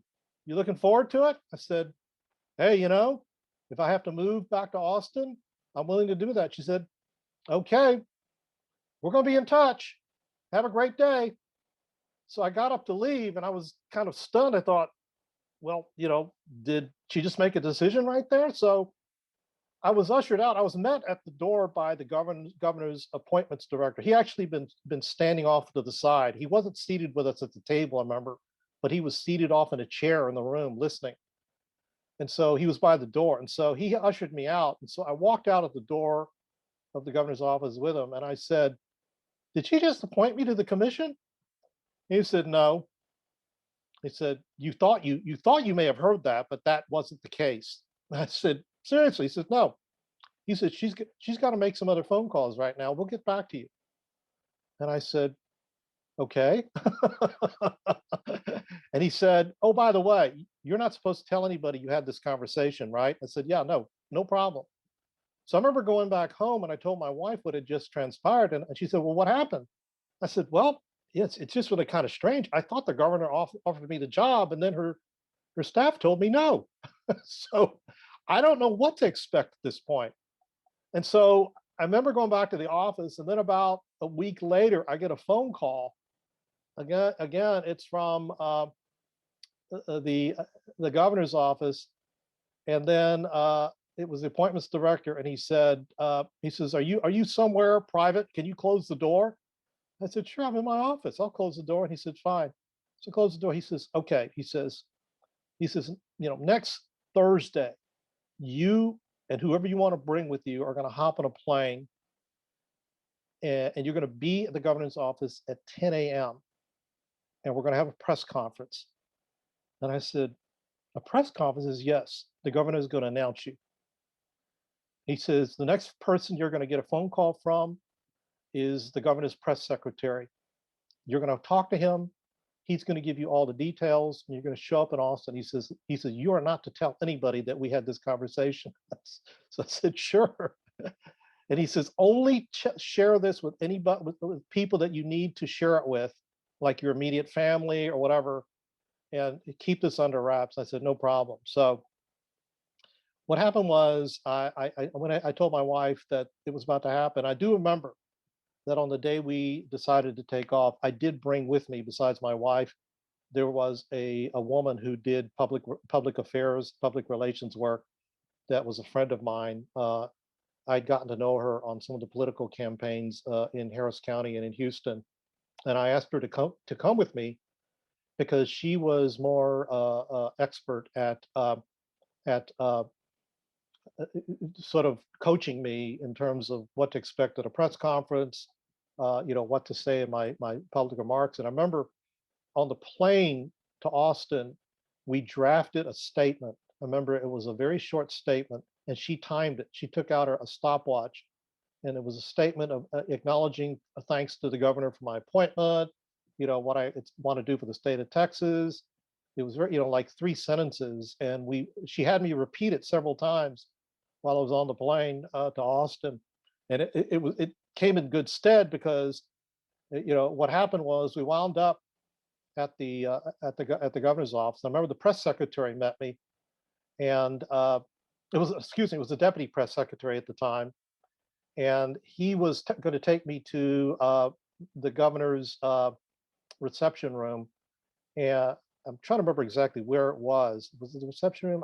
Anyway, there was an area where they do press conferences, and suddenly I saw the governor come up to me, and I wanted to say hi, but she was too busy. She was actually angry at the deputy press secretary because he didn't do a very good job on a speech that he had been writing for her. So she started berating him right in front of me. so I'm just standing there watching all this, and I'm thinking, I must be an insider now since she's letting me see all this stuff. So I said hi to her. She said hi to me. She said, I'll see you in 15 minutes, Bob. I said, okay, thank you, Governor. So they took me to the back. They coached me a little bit about what to expect. They told me, be very careful what you say to the press. You're going to make a statement. Do you have a statement in front of you? I said, yes. They said, okay, the governor's going to get up. She's going to say some great things about you. Then she's going to turn the microphone over to you. And you're going to say a few words, and you're going to take questions from the press. And it should be over in about, no more than 15, 20 minutes tops. And I said, fine. And so that's what happened. It was probably one of the most surreal experiences of my life, going there and getting announced. And I do remember we had already planned that day, not only to have the press conference that announced my appointment that morning, but there was a welcome reception at the governor's mansion that evening. And I shared with you the photographs of that. And she invited all of her supporters from the Asian American community from throughout the state, many of whom were actually very close friends of mine, to come to attend. And this was the opportunity for her to announce to them and meet with them to hail my appointment as representing the Asian American community. And so I remember what happened was after the press conference, we had decided to go ahead and get a hotel room for me to stay in. It was a hotel suite next to the University of Texas campus near the state capitol. And so we retired back to my hotel suite. My wife, me, my friend who was the PR expert, and we actually started getting calls. I remember first of all, I was told by them to go back to the bedroom and take a nap because it was going to be a long day. We'd gotten up very early that day to hop on the plane, and they said, "You're going to have a long day, Bob. So why don't you go lay down, take a nap?" Which I tried to do. I laid down, and then I remember them knocking on the door, and they said, "What?" And they said, "You've got a radio interview right now." I said, "You're kidding me." I said, "No." I said, "I just got appointed. I hadn't been sworn in yet, but I have an interview." I said, "Yeah, there's a radio station. The governor's press office took an incoming request for an interview for you, and they directed us to you they got your number. They gave them your number, and you've got a live feed now to a radio interview. I said, do I have to do it? Yeah, you got to do it.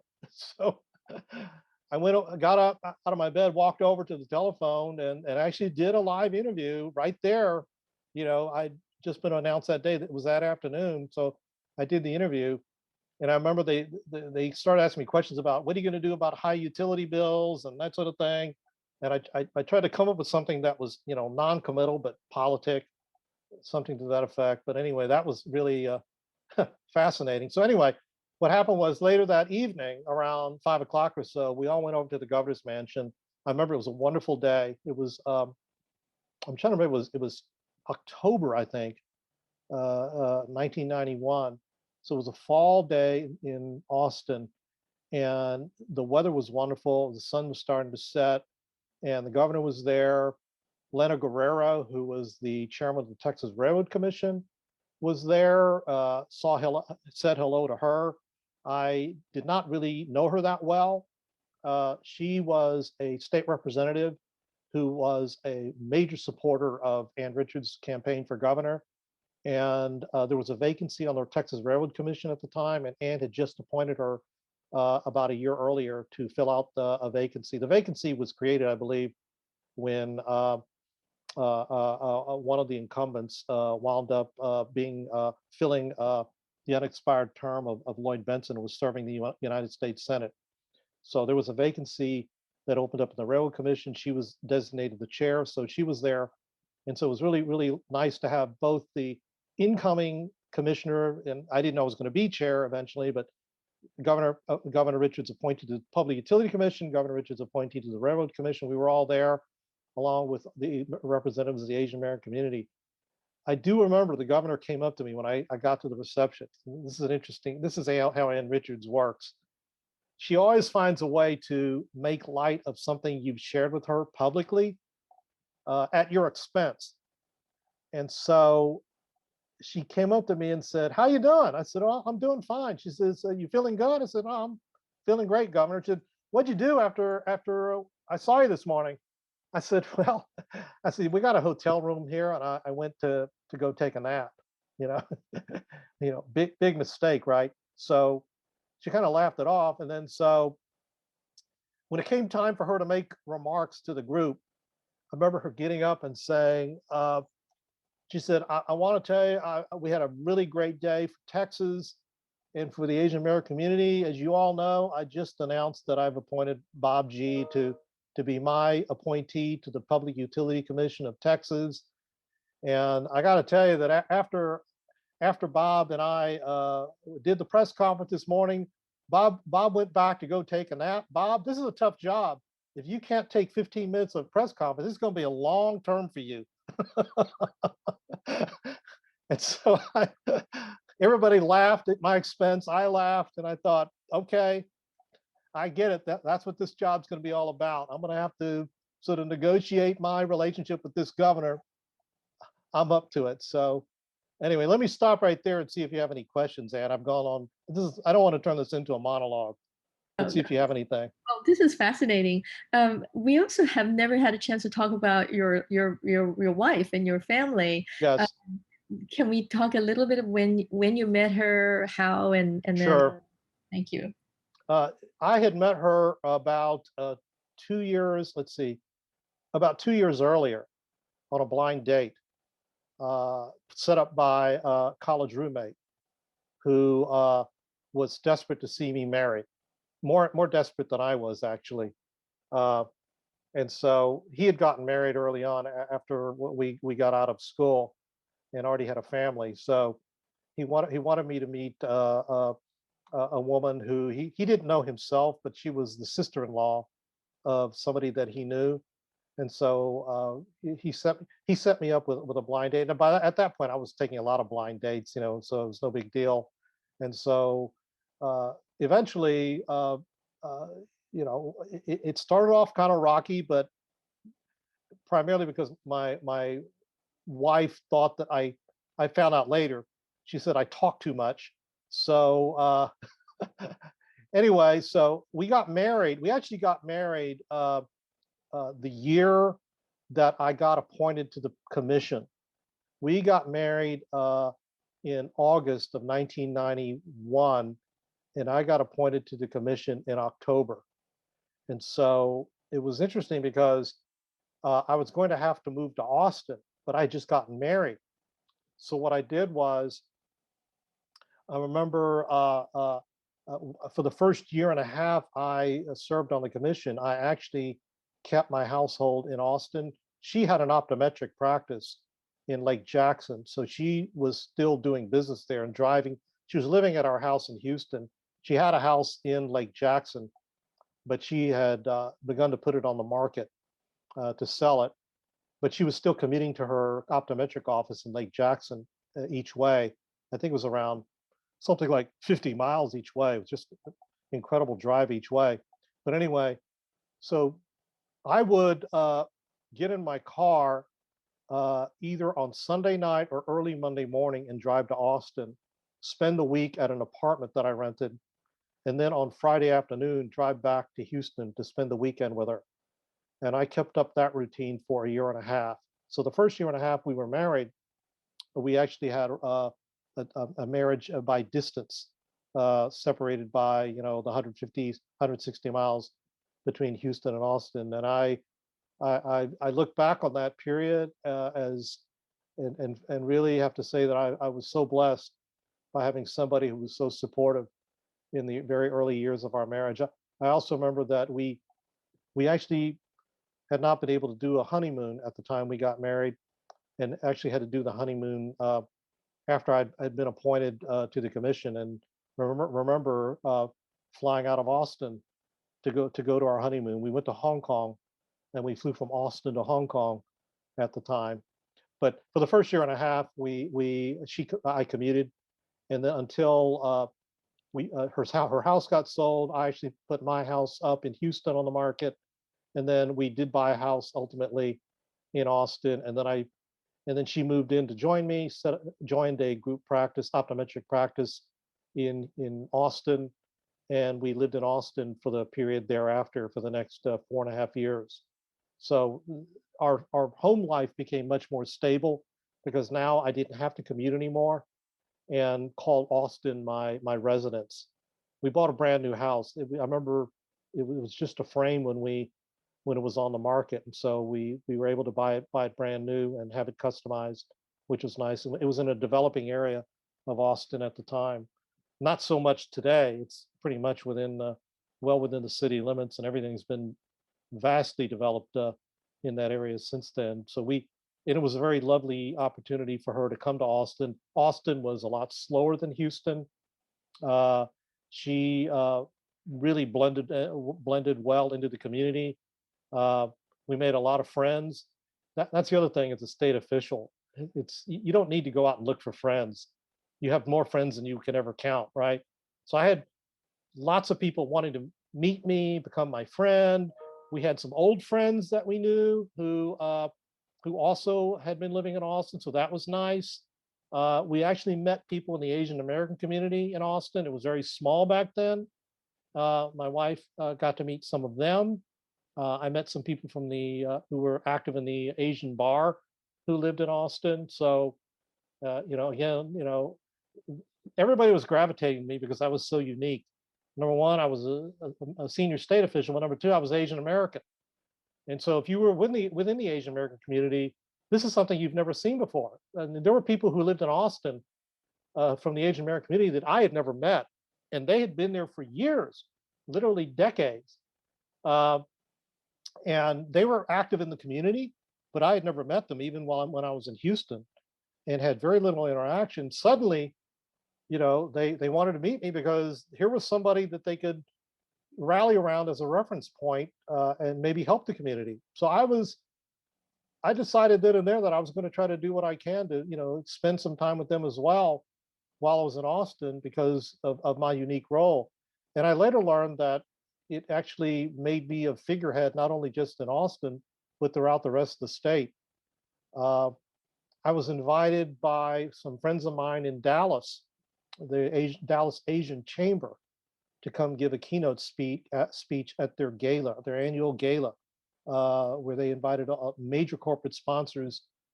And I remember going there, and the person that I sat next to on the dais was Senator Phil Gramm, U.S. Senator from Texas. And so he was very, very cordial. His wife, Wendy, was there, and who's also Asian American. But he got up to give remarks. I remember he says, "I'm here to say hello to you, but I really know why you're here. You're not here for me. You're here for Mr. G." So anyway, and so I was able to reconnect with some friends, old friends of mine in Dallas as well, who I'd known from years earlier, and then also meet a number of members of the Asian American community there. So it was an opportunity. But anyway, back to my wife. My wife has been with me through thick and thin. I met her. She emigrated from Hong Kong when she was 5 years old, and had been living in Texas. First, she moved to, I think she spent some time in Arkansas and in Memphis with friends of her family. And then eventually her family moved to Houston and had a very small, modest grocery store in the Black area of town. She lived in behind the store. The custom back then among many Chinese families was to live in your store. When I grew up, there were many, many Chinese families who had grocery stores in the underserved areas of the city, and my wife's family was one of them. And so she grew up in what was a predominantly Black African American neighborhood. Uh, she did very well in school. She graduated salutatorian of her high school, and ultimately went to the University of Houston undergrad and optometric school. Uh, she told me she did not buy a single textbook all throughout college. And I said, "How could you do that, and why?" She said, "Well," she said, "couldn't afford it." She went to high school, college, totally on scholarships, on money that she had earned herself. Didn't get any help from her parents, and decided not to buy any textbooks because she said she could go to the library to read them, which I thought was just something short of astonishing, seriously. But she's very, very, she's a smart one in our family, by the way, if you didn't know by now. She excelled in mathematics in her high school. She won the math award. She was voted Miss Intelligent, most intelligent rather. I keep getting that mixed up. She hates that. She was voted most intelligent by her high school faculty and peers. And so she really could have. I mean, she just excelled tremendously with very little assistance. Didn't speak any English when she first enrolled in elementary school. She not a word.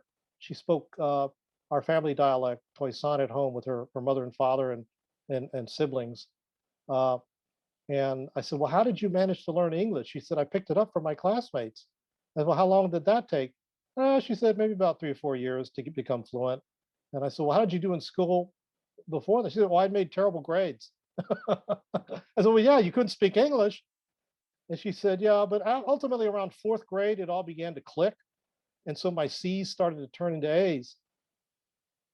And I just thought, wow, just, I thought I came from a modest background, but not even close to her. She really just elevated herself. And so I really felt fortunate to have met her. And then she's been very patient with me in my career changes. When I told her that I had an opportunity after we got married and broke to her the news that I was being considered for an appointment that would require us to move to Austin, she was very supportive. And she said, I'll move to Austin with you. And I also remember the day my appointment was made public. I remember going to her family, and her mom and dad could not speak much English. They did speak a little bit of English since they did run a grocery store, but I remember hearing my wife trying to explain to my father-in-law exactly what type of job I was going to be taking in Austin. And I said, "Well, this is going to be interesting. How do you explain to him in Chinese what a utility regulator does?"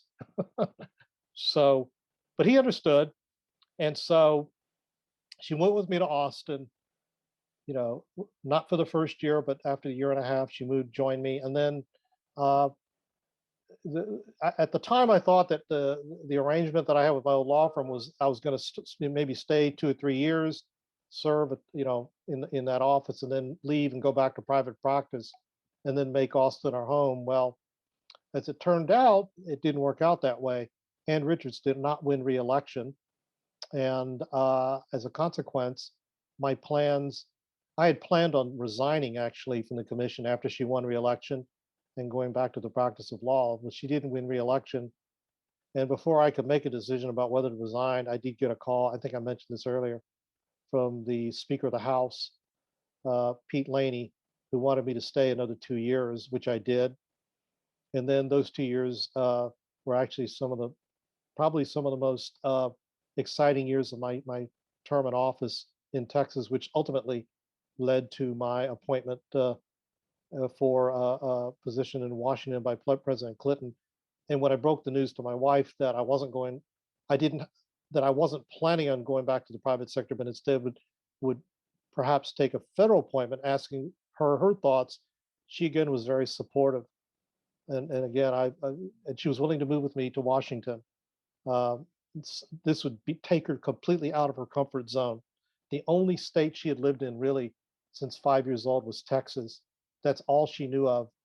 First Houston, and then Austin for 4.5 years, and now I was going to drag her and take with me to Washington. And I told her at the time that if we did move, it would only be for the Clinton administration term, which would be around 4 years, maybe a little bit short of that, and then afterwards, we would keep our house in Austin, and then come back and live in Austin. So that was the deal at the time. But she very, very patiently moved with me to Washington as well, and then took a job continuing to practice optometry. She got licensed by the Commonwealth of Virginia. Had to take an exam all over again to qualify to be qualified for work as an optometrist, which to her was no big deal. She's so smart. I remember she took the exam. I remember she had to fly to Chicago for a day trip to go take an exam there because they weren't offering the exam locally in Virginia at the time. But she managed to overcome that and has kept practicing optometry here in Virginia since then, to this day, after we've made our home here for the last 20, almost 25 years now, here in Commonwealth of Virginia. Well, it sounds like we need to interview her as well. So we will. If you want, I could ask her. And Yeah. she has an interesting story herself. Yeah, we would love to interview her and put her story in our archive as well. So I think this is a great segue for you going back to talk about your work with the Public Utility Commission. And you said that those 2 years after Ann Richards were some of the most exciting years. Well, we'd love to hear more about that. Sure. Well, what happened was I was busy on the commission as chair, and we had a lot of issues that we had to deal with at the time. I won't go into in tremendous detail. I would say that what happened after she lost her office and I stayed on, I served with 6 other people on the commission during my 6 years. I was the second longest serving commissioner in the state of Texas at the time, serving my full term. And that was an exception and not the rule. And I was fortunate that 2 of the people that were appointed by Governor Bush were 2 people who I got along very, very well with, even though they were Republican. I made a decision at that time that I was not going to use the rest of my office. Well, let me put it this way. I had decided early on that even as a Democrat, I never really saw this as a job that had a sharp partisan edge, and I kept it that way. I didn't want people to think that there was one decision that would favor Democrats versus Republicans. I don't think in those terms anyway. To me, it's a public service job. I'm a state official who's a Democrat, and obviously there would be a potential political role for me to play, which I enthusiastically assumed. Fundraising to the extent it was legal. Campaigning for other candidates. I endorsed candidates. They were able to use my name, that sort of thing. But I never thought that my decisions would be given a partisan coloration. So when I had to step down from my chairmanship, what happened was Governor Bush came into office and he appointed, but even so, I got along well with him. And then I remember the governor's office sent his energy liaison, a fellow that I actually became a very good friend of mine. And he told me, he said, Governor Bush would like to keep you as the chairman of this commission for the next, for the time being until the legislature adjourns. And then he has an opportunity to appoint a new person to that office because we had a vacancy that was about to come up. And he said, until then, that'll give his appointee time to catch up, get up to speed. So if you would just stay on as chairman for now, and we'll notify you at the appropriate time when we want his appointee to take over the chairmanship. And I said I was fine with that. And so what happened was, this would have been the end of May of that year when the legislature adjourned, and we knew we had to lose one of our members who was not confirmed by the Senate. What happened was I decided not to wait for the governor's office to let me know that they wanted to install their appointee to be chair. I told my staff, I said, you go ahead and leak to the other office that they need to be prepared for a change of chairmanship at our next commission meeting. And I said, but I can't tell the other commissioner that because it would be a violation of the Open Meetings Act. But you staff can talk to each other, and you can sort of, kind of let them know that things are going to be different at the next commission meeting. And they said, my chief of staff said, got it. So I remember showing up at the commission meeting to take up the cases on the docket. And when I walked in the commission meeting room, there was the new appointee's family sitting on the front row. So I knew that he knew what was going to happen. And I also saw the news media there. So I said, I was fine with that. And so what I did was I said, the first order of business is we're going to vote on the new chairmanship. And I'm casting my vote for Pat Wood, Governor Bush's appointee to the commission. Pat, take the gavel. And we called a recess at that point, and Pat was received by the news media, thanked me. His parents came up and thanked me, and they were very gracious people. And it's really interesting, the small things that count. I think Pat and both his parents remembered that day because I saw them years later, and they treated me like a long lost son because they knew that, I knew that this job was not for me. The job was for the state of Texas. And I think they appreciated that. And they appreciated the tip of the hat that I gave to Pat to give him an opportunity to go ahead and take the reins right then and there without anybody having to tell me so. So I have very warm memories of that day. And so what that did, however, was that really, in a way, kind of made me independent. It's not that the governor tells you how to vote. That's not the case. But when you do have a governor in office who appointed you, you need to be, circumspect and understand that there is a constituency out there that's monitoring what's going on. And so at this point, since the governor of the state of Texas came from another party, I really, in many respects, became independent of having any governor that I needed to, let's just say, stay in touch with.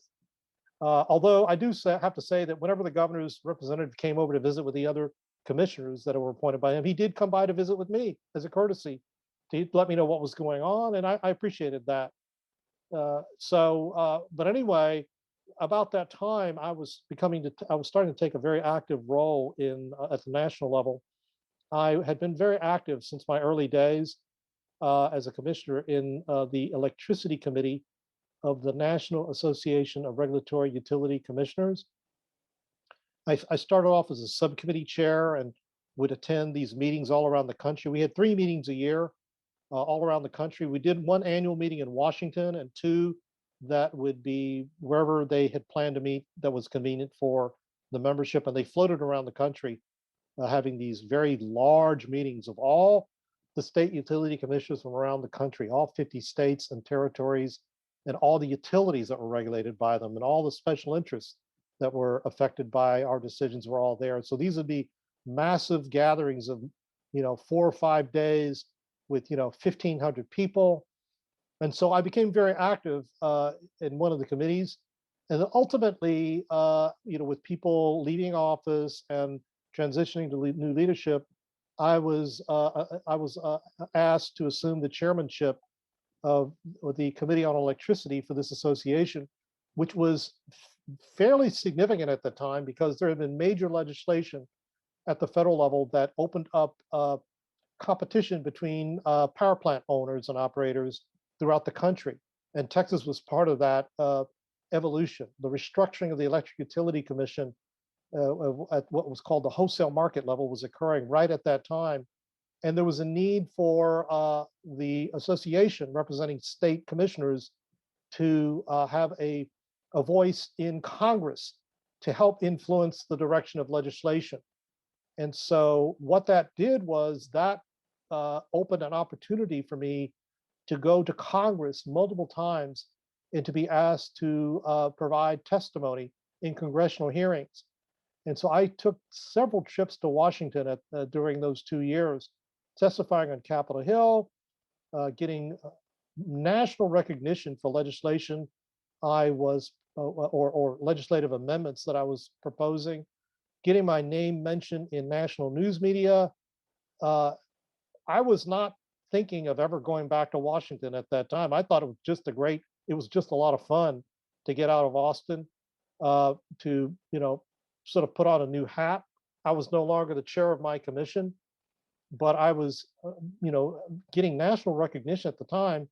And the trade associations, especially the national trade associations who were active in Washington, started noticing me and started inviting me to come up to Washington to give keynote addresses at their events and things like that. So I was very well known within the private sector as well as the regulatory sector. It was a tremendous opportunity for visibility at that time.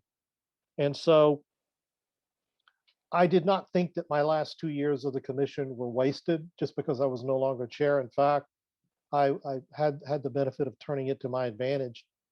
And then ultimately, when my term of office was about to expire, which coincided with the changeover in the Clinton administration, President Clinton had been elected to office, reelected rather, in 1996. In 1997, when my term of office was about to expire, I did get a call from some friends of mine who were serving in the Clinton administration asking me if I was interested in coming back to Washington as a political appointee. And one reason why was because they knew that I already had achieved national visibility. And I was not an unknown.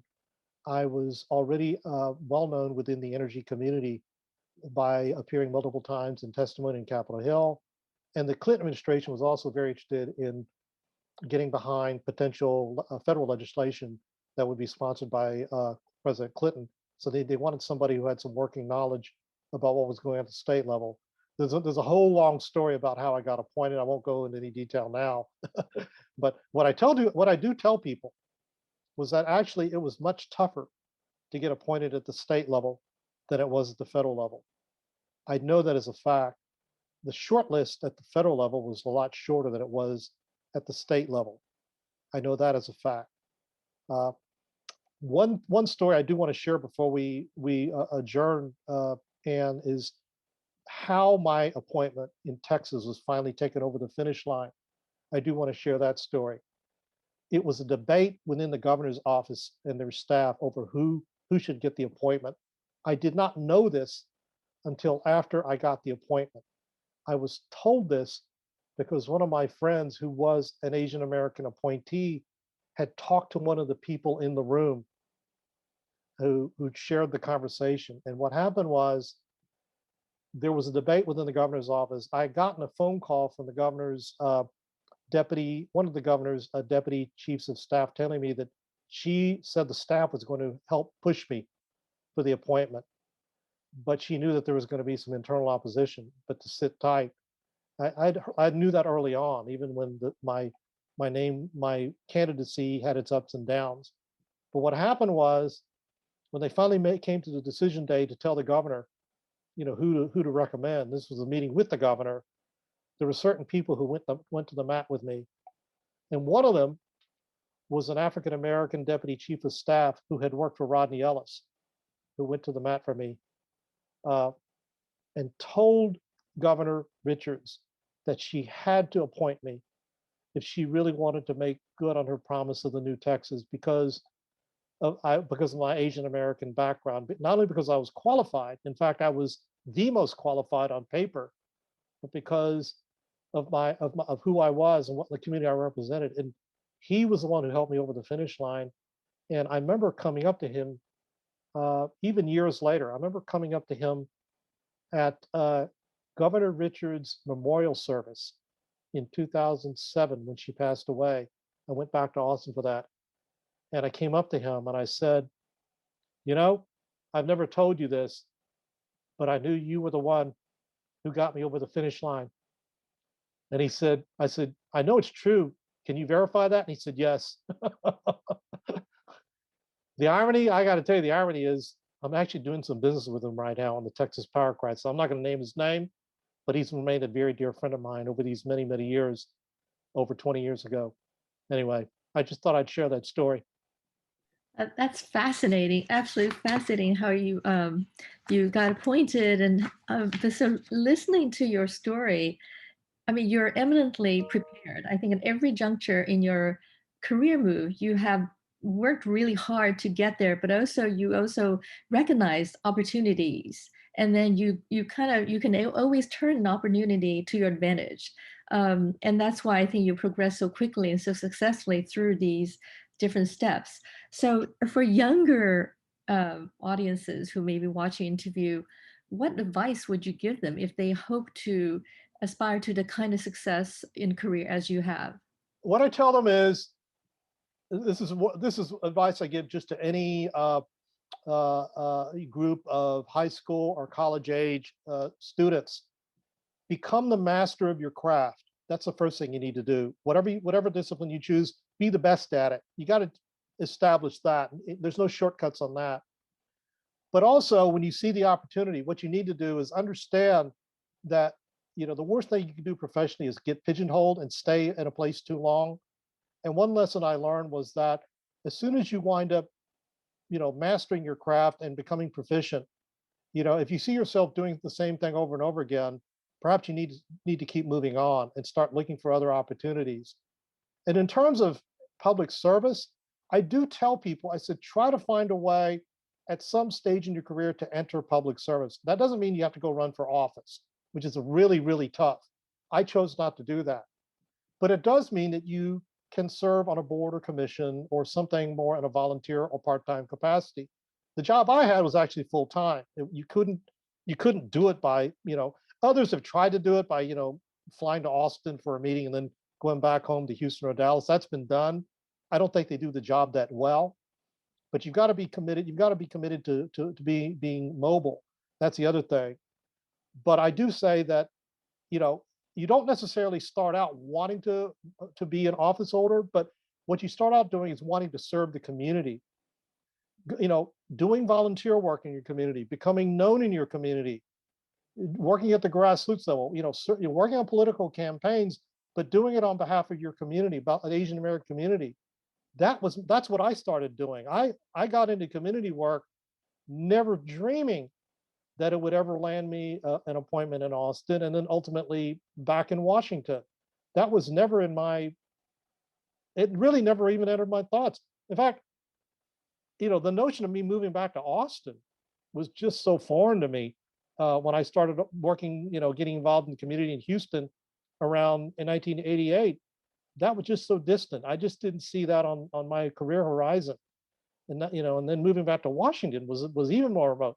Although I did tell people privately, you know, the only thing that would ever take me back to Washington is a political appointment. I would never go back to work just in civil service. You know, I've been there, done that, but I didn't know when that opportunity would arise, and I didn't know that the state office would position me to ultimately serve. There's another anecdote I want to share about my chairmanship at the commission, how that happened in Texas. I don't want to do that now. There's an interesting story behind that. I say that only because I was elected chairman at the very first meeting I attended, open meeting. That was very unusual. It was unusual because the two Republicans didn't get along, and one of them resigned his chairmanship and threw his vote to me. And so I went from, as one of my friends told me, I went from being an absolute nobody perhaps the year before, to being one of the most powerful state officials in the state of Texas within a year. My rise was meteoric. I came from nowhere, and suddenly I was the chair of a major state commission. Back in the 90s, the PUC was known for bad news, they getting bad headlines. And so I was there. My role was actually to take it off the head. That's what Ann Richards told me. She said, get the PUC out of the newspapers. And so I was actually appointed as a reformer to come back to bring some calm and rationality and, give it a different tone, public tone, which is, I think I achieved that for the most part. But it was a surprise to me that I was able to elevate myself so quickly. It didn't, and that's the other interesting thing. Later on, when I got to Washington, I'll share this story with you later. I went in 7 years from the time before I served in the commission to the time I did wind up in Washington as an assistant secretary. It took 7 years for me to wind up in the Situation Room of the White House in a top secret meeting with the members of the cabinet. I tell people that I still pinch myself today to think that I got so far so quickly, given my background and just, using my own wits actually, and a lot of help from a lot of friends. I just felt so fortunate that I've been able to basically ascend to the corridors of power so quickly with such, in my opinion, such minimal preparation. Although people tell me, you've always had a reputation for hard work and mastering it. Yeah, I do that, but I feel that a lot of luck went into it, a lot of good timing. And in the case of the commission, of the state commission, I think a lot of luck and timing played a role. Great. So maybe I can ask you more about the Public Utility Commission. You mentioned that is one of the most powerful offices in the state. And then Yes. also bringing back to 2 weeks ago when we had a big freeze, can you analyze some of that situation? And then how does a public utility work? I mean, I don't know it, and I'm not sure our audience understands that too much either. Yeah, I'll try to keep this simple. What happened? I used to tell people back when I served, I said, this is one of the most powerful jobs in the state. I said, it's really so powerful. It's kind of intimidating. I said, this is a job that if you didn't know what you're doing, you could really screw things up. And we used to joke about that. And I told that to a lot of my friends who also served. There's a small fraternity of us who are former commissioners, and a lot of us have kept in touch with one another. In fact, I'm doing business with a couple of former commissioners right now out of this crisis. But we kind of joke about, it's kind of the best kept secret in town. It's incredibly powerful, but and if you do your job right, nobody knows that you're there. And so, but if you screw up, everybody knows who you are, and that's where the commission finds itself right now.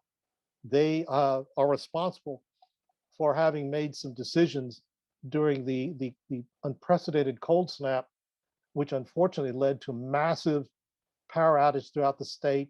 Not only the loss of power, but the loss of potable water and available water, and we're faced with a humanitarian crisis with people actually freezing to death, which is just, when I come to think of what I did on my commission, if that had ever happened on my watch, I would just be completely devastated. And I know the people who are serving in that job at a personal level must feel the same way, given the crisis they've had to confront. What happened was the responsibility for operating the grid went to a special quasi government firm, a great quasi government organization, I should say, called the Electric Reliability Council of Texas. Its role is to act as what we call as an independent system operator, to dispatch power and to keep the lights on. And it was given that role when I was serving on the commission in 1996. We actually, me and my fellow commissioners, created ERCOT and put it in the role that it plays today. And what happened was they usually do an estimate of how much power generation is going to be fed into the grid to be able to match the anticipated demand. And what happened was they were forewarned that there was going to be a huge temperature drop but there may have been steps that they did not take to adequately alert both the power plants as well as the consumers, the users of power, to be able to maintain the proper balance of supply and demand on the system. The electric grid is very, very fragile. At any given point in time, you have to have the same amount of power in the grid as you do taking out the grid to keep it in balance from an engineering standpoint. If you lose that sufficient degree of voltage, then the system collapses. And what happened was the temperature dropped to such a degree that a lot of the generation plants that were supposed to be available tripped off because they froze up because of either systems were frozen because of inadequate winterization prep, or because they lost available fuel supply, which was natural gas. And the natural gas wellheads began to freeze, and the natural gas equipment and pipelines also began to freeze because of inadequate weatherization. So there was a perfect storm where plants that were being called upon were tripping off, and then demand was peaking because it was so cold in the middle of the night. It was about 1 a.m. in the morning when almost everybody's asleep and their heat is turned way up because the cold is so severe. And so ERCOT came within 4 minutes, I'm told, of completely having the system collapse. They began a series of what were called controlled blackouts, where they would begin to take users off the system gradually, perhaps maybe several minutes at a time, at most maybe an hour. So if they had done this right, most people, by the time they would awake in the morning, wouldn't even have known that the power went out. They might look at their clocks. Some of their digital clocks might be flashing. If they used analog clocks, it might, have a few minutes missing. But ordinarily, when you do a coordinated, brownout, it's usually either minutes or at most maybe an hour. In some instances, maybe a couple hours. But what happened was they completely lost control of that. They were within 4 minutes of collapse. So they just started doing complete blackouts, not even coordinating that anymore. And that's why the whole system took days to restore. And then within that period of time, because of the cold temperatures, water systems started to freeze up. Couldn't get water, pipes began to burst. You guys lived it, I'm sure. I know a lot of your homes didn't have water or power for days. People in Houston, friends of mine, I know you, some of y'all had to go out and start, breaking up your wooden fences to burn to keep warm. I mean, I have friends, lawyers, attorneys I know, wound up having to destroy some of their fences just to burn, for firewood to keep warm. It was just really just devastating. So there's some enormous financial repercussions that are occurring out of it. I won't go into detail. I'm working on that right now, but it's a huge mess right now. And there's a complete destruction of public confidence in state government, both at the commission, by ERCOT, and now even with the state legislature, governor and lieutenant governor, and both of whom are very active in trying to get involved to show that they want to implement significant reforms so that this doesn't happen again. We'll see what happens. Well, that's a great analysis of what happened. So why is this office such a powerful office normally? It's in usual days, it's the office that determines what rates you pay for transmission and distribution, okay, which is part of the cost of receiving electric power. So if you want to get more renewables, more wind energy into the power portfolio, they're the commission that decides where the transmission gets built, how much it's cost, and how much ratepayers need to pay. Okay. And then if you receive service from a retail electric provider, they have to certify that retail provider is sufficiently well capitalized to be able to provide you service. So they have to certify them, and they monitor their conduct, and they take action in case there's misconduct by the retail electric providers. So that's just a small part of what they do, but it's a significant role in order to maintain the quality and affordability of electric power, which is vital not only to residential customers, but also to industrial customers. There's a significant volume of industrial customers who rely on affordable power for, for manufacturing processes. I mean, the petrochemical industry is part of that. Petrochemical industry provides grid supplied power themselves, but they also consume large amounts of power. So it's vital to maintain the competitive industries in Texas as well as the United States, since Texas makes up such a huge portion of the U.S. economy. It is indeed a best kept secret. I had no idea. No, it really is.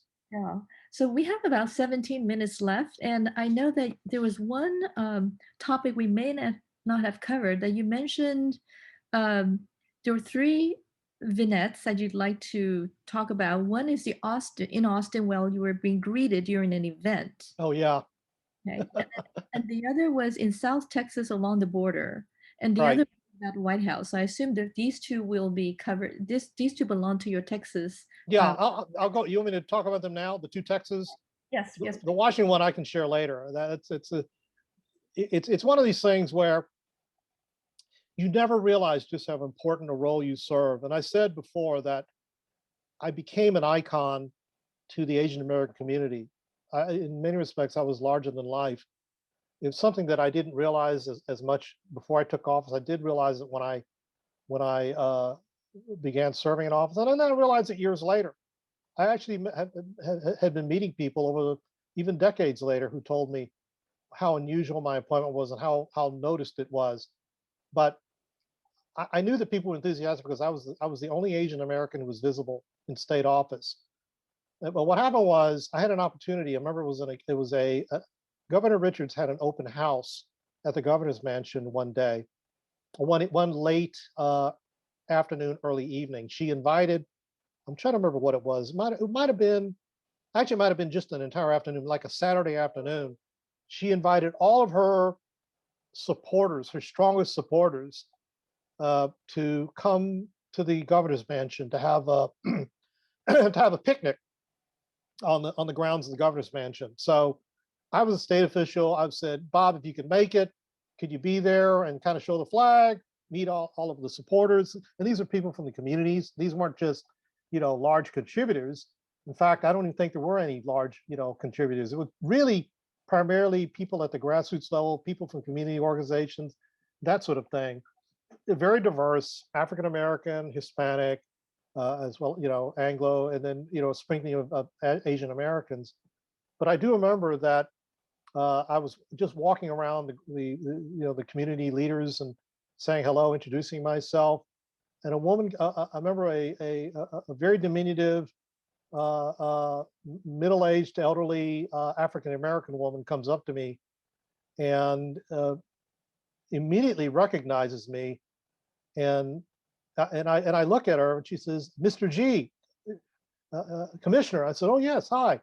And she extends her hand to me, and I just customary, I usually just kind of shake people's hands and do small talk, but this one was different. She grabbed my hand and she held on to it, and then she took her other hand and placed it over on top of my hand. So she was holding my single hand with two hands, and she looked up at me and said, "Mr. G," she said, "I just want to tell you," she said, "I am so happy.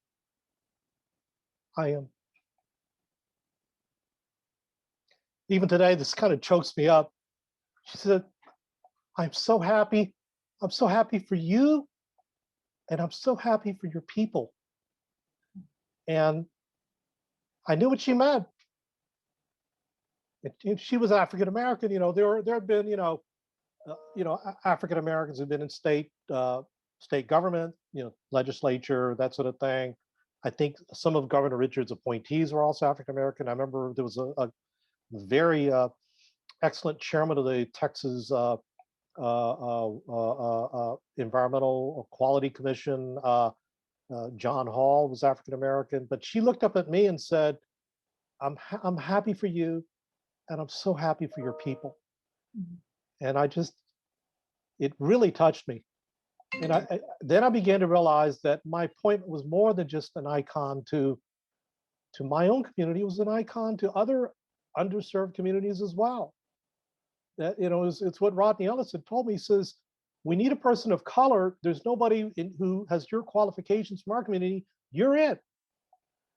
I didn't begin to realize that until she came up to me, and I still remember that to this day. It was just one of the most moving moments of my entire life. That is really moving. That is amazing. And then, so your second vignette in South Texas Yes, border. it was a similar event, similar type experience, but in a very different context. What happened was one of my assistants, who I inherited from my predecessor, was a woman. She was a very well-known, almost legendary, actually, political figure from South Texas. A woman by, I'll just tell her name. Nadine Eckhart was very well known in Texas political circles for many years. She was one of my assistants at the commission, and she was well known because she began her own career as an aide to then Senator Lyndon Johnson in the U.S. Congress, if you can believe that. She was a former beauty queen who grew up in South Texas, was born and raised there, went to go work in Washington. She later went on to marry a member of Congress as well, a member of Congress in Houston named Bob Eckhart. And she's got a whole story. She wrote a book about her life, so I have no qualms in sharing this with her. But anyway, and Nadine told me, she said, you know, Bob, you know, you're going to serve in a very unique capacity on behalf of Ann Richards. One of the things you need to do is you need to go down to South Texas and spend some time. And I said, Nadine, why would I do that? She said, because it's very different from the areas of Texas you're familiar with. South Texas is, you know, very, very, very desperately poor.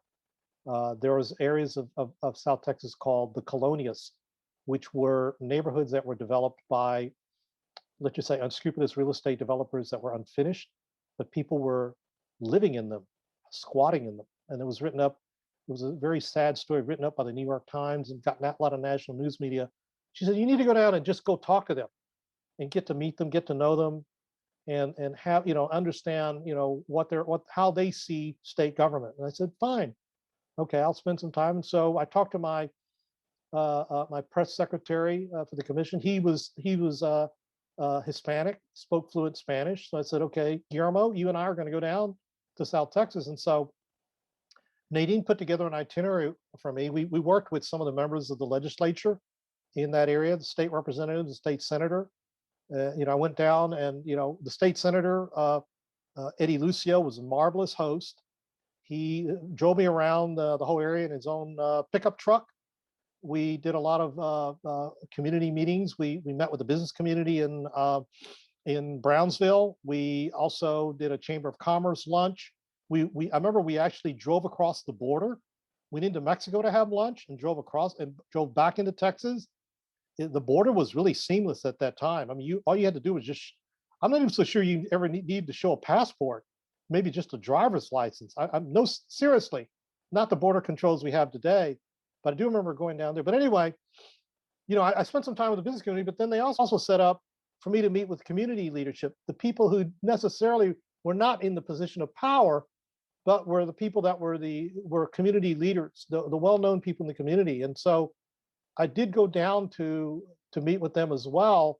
And I do remember meeting, you know, I met one woman with an infant child, and she was living in the Colonias, very poor, very destitute. And I had to speak with her through a translator. So it was those sorts of, you know, very intimate, you know, gatherings. And here I was, the chairman of the commission. You know, what does this have to do with utility rates, right? Well, nothing in a way, but it's everything. These are the people who are affected by my decisions. But one of the people that they set me up with was, I remember very distinctly, it was a community leader, a woman. Again, she was middle-aged, probably in her 60s. That's probably older than middle-aged, but I do remember she was known as the woman who the community rallied behind to talk to the leadership, whether it's the city council, the mayor, you know, the utility company, about concerns. She didn't speak much English herself, but they told me I needed to talk to her. She had a very modest house that was located on a two-lane highway next to a filling station, and there was nothing around it. I remember that. So we went into her house, walked into her house, and it was really just immaculately uh, uh, uh, uh, kept in order. She had a, you know, nice wallpaper on her walls, and she had a lot of religious icons on the walls, and uh, family pictures that were everywhere. Uh, and so all they told her was that I was from the Public Utility Commission, this powerful state agency, and that I was going to, talk to her about any concerns that she had about the utility bills, or any other concerns she wanted to bring up, since I was from Austin. So she greeted me. We talked to a translator. I remember sitting down and starting the conversation. It's kind of stilted. She was very measured, just kind of trying to feel me out. And then I noticed that there was a photograph on. It was on. They had a little small piano, and it was a young woman in a military uniform. And I asked her. I said, "Who's this? You've got your member of the military?" She said, "Yeah, that's my daughter. My daughter is a lieutenant in the United States Army serving in Panama." I said, "Well, that's just wonderful. You have a daughter that's in the U.S. military." She said, "Yes, she's very, very ambitious. She wants to be the first uh, Hispanic female general in the U.S. Army." I said, "That's just wonderful." I said, "I hope she makes it. I know she will, but it's wonderful that she has such aspirations." And so the conversation continued, and then finally, this woman looked at me kind of, squarely in the eye and said, "Now tell me again, why did your bosses ask you to come visit with me today?" I said, "What do you mean?" And she said, "Why did your bosses at the Public Utility Commission ask you to come meet with me today?" I said, "Well, my boss is the governor, but she's not really my boss. She's the one who appointed me." She says, "No, who at the commission told you to come meet with me?" I said, "Well, actually, nobody." I said, "I decided on my own." She said, "Really?" I said, "Yeah." I said, "You know why? I really don't have a boss." She said, "Why don't you have a boss?" I said, "Well, I'm the chairman of the commission." And so what happened was, I remember I said this in English, and it was translated to her in Spanish as El Jefe. And so she looked at me suddenly and just said, "What?" She said, "El Jefe." And she stood up in her chair and she looked at me and said, "You're the head of the commission?" I said, "Yes." And she looked at me just kind of like, she couldn't believe I was sitting there in her living room. Remember, she just sat down back in her chair and she had this wonderful smile on her face. And I tell people, I still share this story anecdotally whenever I had a chance to give speeches to groups. I said, I know she looked at me, and what she was thinking was, he doesn't look like somebody who would be the chairman of this commission. I said, "I'm not white and I'm not portly with a bald head. Not that I have anything against, white guys with bald heads, because I have lots of friends. But she knew and I knew that if I was the chairman of the Public Utility Commission, that this was going to be a new day for Texas." So that's my story. That is a great story. So, well, maybe one last question before we let you go. I mean, clearly you have embraced your Asian American identity throughout your career and growing up, and that you've really done a lot to kind of help the Asian American community. But you grew up during the time of Jim Crow laws in Houston. How do you deal with the injustice that you see and you probably personally have experienced, for instance, not able to find a job after Yeah, excellent law education? How do you process that and not make it into something negative? it's difficult. It's not easy, I have to tell you. I still struggle today sometimes, even professionally, if I think that people treat me different. I mean, it never goes away. I know it sounds astonishing, but I tell people, no matter how high you get in life, or how much achievement you think you've attained, you always feel like you have to be better to justify yourself in that room. You have to be better than everybody else in the room. You have to show that you deserve to be there. That's not something that you give up, that you stop feeling, and I don't know whether it's a sense of ingrained insecurity or your life's experiences where you've had some setbacks or people saying things. I mean, I can remember walking into a room and I could see people staring at me. This was long after after I gotten out of law school. I was in Washington. I'd go to law firm reception. There were people in the room who would look at me sideways, like, "Who's he?" Seriously. Uh, I don't talk about that much, but you notice it. You always notice how you're treated differently because of your color or your heritage. It never ever disappears, and I don't say this lightly, but you reveal that only when you think it's necessary. You don't you don't go out and wear it on your forehead. As I tell people, don't let it get the better of you. You deal with it and you try to turn it to your advantage, but you always remember that. And so, in my own background, having seen how African Americans are treated while growing up, I've come to the conclusion that this is a challenge that we're going to have for the rest of our lives, not just African American, but Asian Americans as well.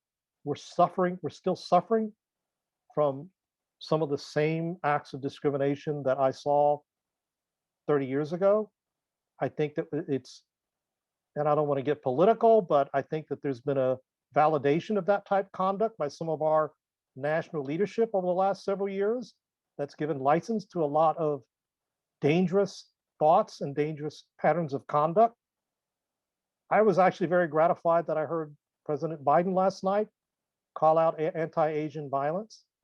That's something that I was dealing with before I got appointed to my commission over 25 years ago. In fact, and I just managed to find the testimony that I gave to the Texas legislature in favor of a hate crimes bill in 1993. I can share with you an original copy of that testimony. And a lot of what I said in 1993, unfortunately, is still true today. Yeah, we'd love to have the document and then put it in your file as well. But that's great.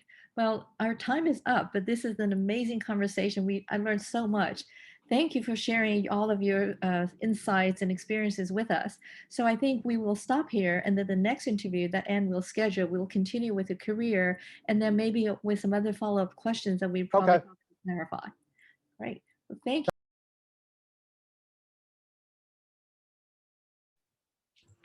Today is March 26, 2021.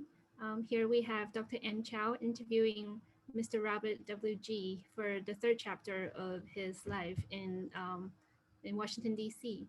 Thank you so much, both of you. Thank you. Thank you, Bob. We're continuing our discussion of Bob's career. And so we ended with your role as chairman of the Texas Public Utility Commissions in the last interview. Would you like to tell us how then you transitioned from Texas to Washington, D.C.? Okay, I'd be happy to. What happened was I was coming up, I think I had mentioned that I had served a full term on the Texas Commission for 6 years, and that it was not consistent with the original plan I had, which was to leave before my term expired. I was going to leave after Ann Richards was reelected in 1994 and go back to practice law, but as it turned out, that didn't happen. She was not reelected. She was elected by some guy named George Bush, who I never heard of, right? So anyway, I was asked to stay on for 2 more years by the Speaker of the House, Texas Speaker of the House, which I did. And I had a great time in my final 2 years of the 6-year term. And then near the end of my term, I think this would have been the summer, thereabouts, let's say early summer of, or late spring of 1997. My term was set to expire, I believe, at the end of September, if I recall. But anyway, I got a phone call, and it was from some friends of mine in Washington, D.C., who were at the U.S. Department of Energy. And it was on behalf of Bill White, who had just completed or was about to complete his term as the Deputy Secretary of Energy in the Clinton administration, which is for people who don't know, that's the #2 spot at the department. The only person above him was the Secretary of Energy. So Bill was the senior ranking official at the US Department of Energy, except for the secretary that he served under. And Bill's term was expiring and he was coming back to Texas. And as we know now, he later served as very successful mayor of Houston. But anyway, so I got a call from his office and they said, Bill would like for you to consider coming back to Washington as a political appointee because a number of Bill's colleagues, along with him, were leaving Washington after the end of the Clinton term. And Bill Clinton had just been reelected for another term. And they wanted to get people from Texas who were, number one, well qualified, and number two, wanting to take an appointment, get appointed by the president to serve at the department. And what they had in mind was for me to go out for an appointment to be the Assistant Secretary for Policy and International Affairs. And so they asked me if I was interested. And I was intrigued. This was something that came out of the blue. I had always, in the back of my mind, thought, well, if the opportunity ever arose to be a political appointee, I might consider going back to Washington, but I had never really considered it. My plans at that time were simply to go back to the practice of law, perhaps stay in Austin indefinitely, and go back to the private sector.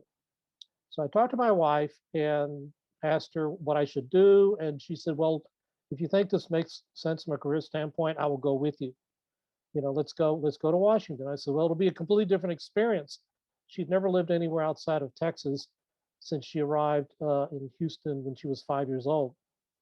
So I told my friends, yes, I am interested. So they advised me on how to put together my application for an appointment, all the credentials I needed, congressional letters, the letters from state government, elected officials, the usual portfolio that's required for a political appointment.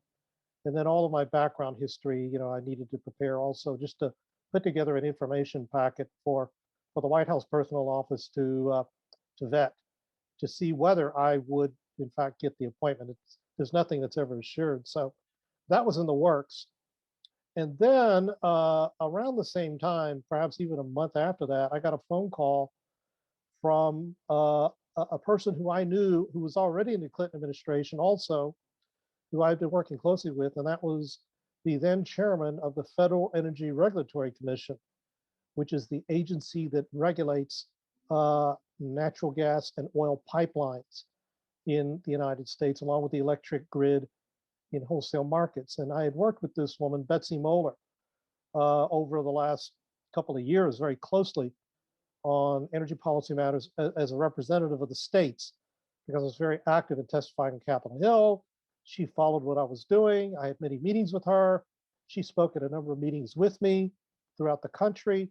She called me up and said to me, Bob, she says, I am leaving FERC. I'm leaving the commission, and I would like to recommend your name to the White House to take my seat, to take the seat on the commission. And I was very flattered. And I said to her, well, I really appreciate that. I said, but I understand, having worked on the commission staff, that the real power really is the chairmanship of the commission. What are my chances of getting your job as a chair? And she said, well, that's beyond for her to decide. That would be really a function of my political strength in the White House and who I can marshal to support me. And so she advised me to cultivate that and find out, but she wanted to know that she was sending my name over to the White House to recommend that I be appointed to take at least that vacancy that she would free up on the commission. And so what happened was my name was actually being vetted for two positions by the White House at that time. I didn't say no, but I needed to ultimately make a decision at some point, because I couldn't be appointed to two different jobs, obviously.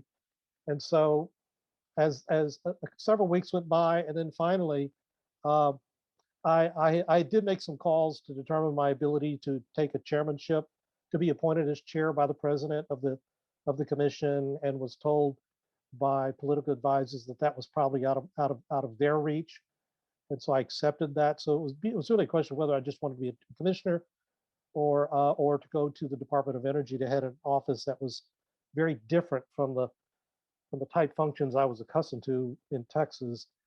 And so about that time, I got a phone call from the White House personnel office. It was a friend of mine who I had met. She was an Asian American, Chinese American, who was a friend of mine who had been working White House personnel since the beginning of the Clinton administration or thereabouts. And I had known her. She was a chief aide to a U.S. senator from Illinois. Said, Bob, she said, the White House is looking at your name right now for 2 appointments. We're vetting you for 2 different positions. She said, you need to decide. I said, we can't continue vetting you, and you're not going to get 2 appointments. You're only going to get 1. Which one do you want?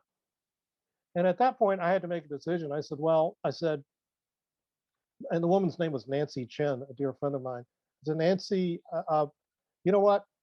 Let me go for the appointment at the Department of Energy. It is so different from what I was accustomed to because it did have the portfolio of international affairs, and all of my work up to this point had been really domestically focused, both in the state of Texas and at parts of the United States. This would be a very different job from what I had previously performed, and it would broaden my horizon. So I went out for the DOE appointment and declined to be considered for the appointment to the FERC. And so several weeks went by after that, and I had completed my portfolio, my application, and then I would say this would have been probably around midsummer or maybe early August. I got a phone call, and it was from Federico Pena. I was sitting at my office at the commission in my day job. I think it was late in the afternoon. I was sitting there. My phone rang, and my staff usually screens my calls. I can't remember whether they screened this or whether it was a call that just went through because it was late in the day. But in any event, I picked up the phone, and the first voice I heard was a gentleman who said, Bob, he said, hi, this is Federico Pena. He says, how are you doing? And I said, I'm doing fine, Mr. Secretary. It was the energy secretary. He said, Bob, he said, I have decided to recommend to the White House that you be appointed to be my assistant secretary for policy and international affairs. And I said, Mr. Secretary, I'm very flattered. I said, I knew that I'd been considered. I said, so I guess this is your phone call to me to tell me I've got the job. He said, yes. He said, consider it done. He said, the next people you'll be in touch with is the White House Personnel Office. They will mail you by express a packet of forms that you need to fill out for your vetting. You need to get an FBI background check clearance and the usual vetting of the White House. He said, my recommendation is when you get this very, very thick packet, go lock yourself in a closet for the next 3 days and fill out those forms.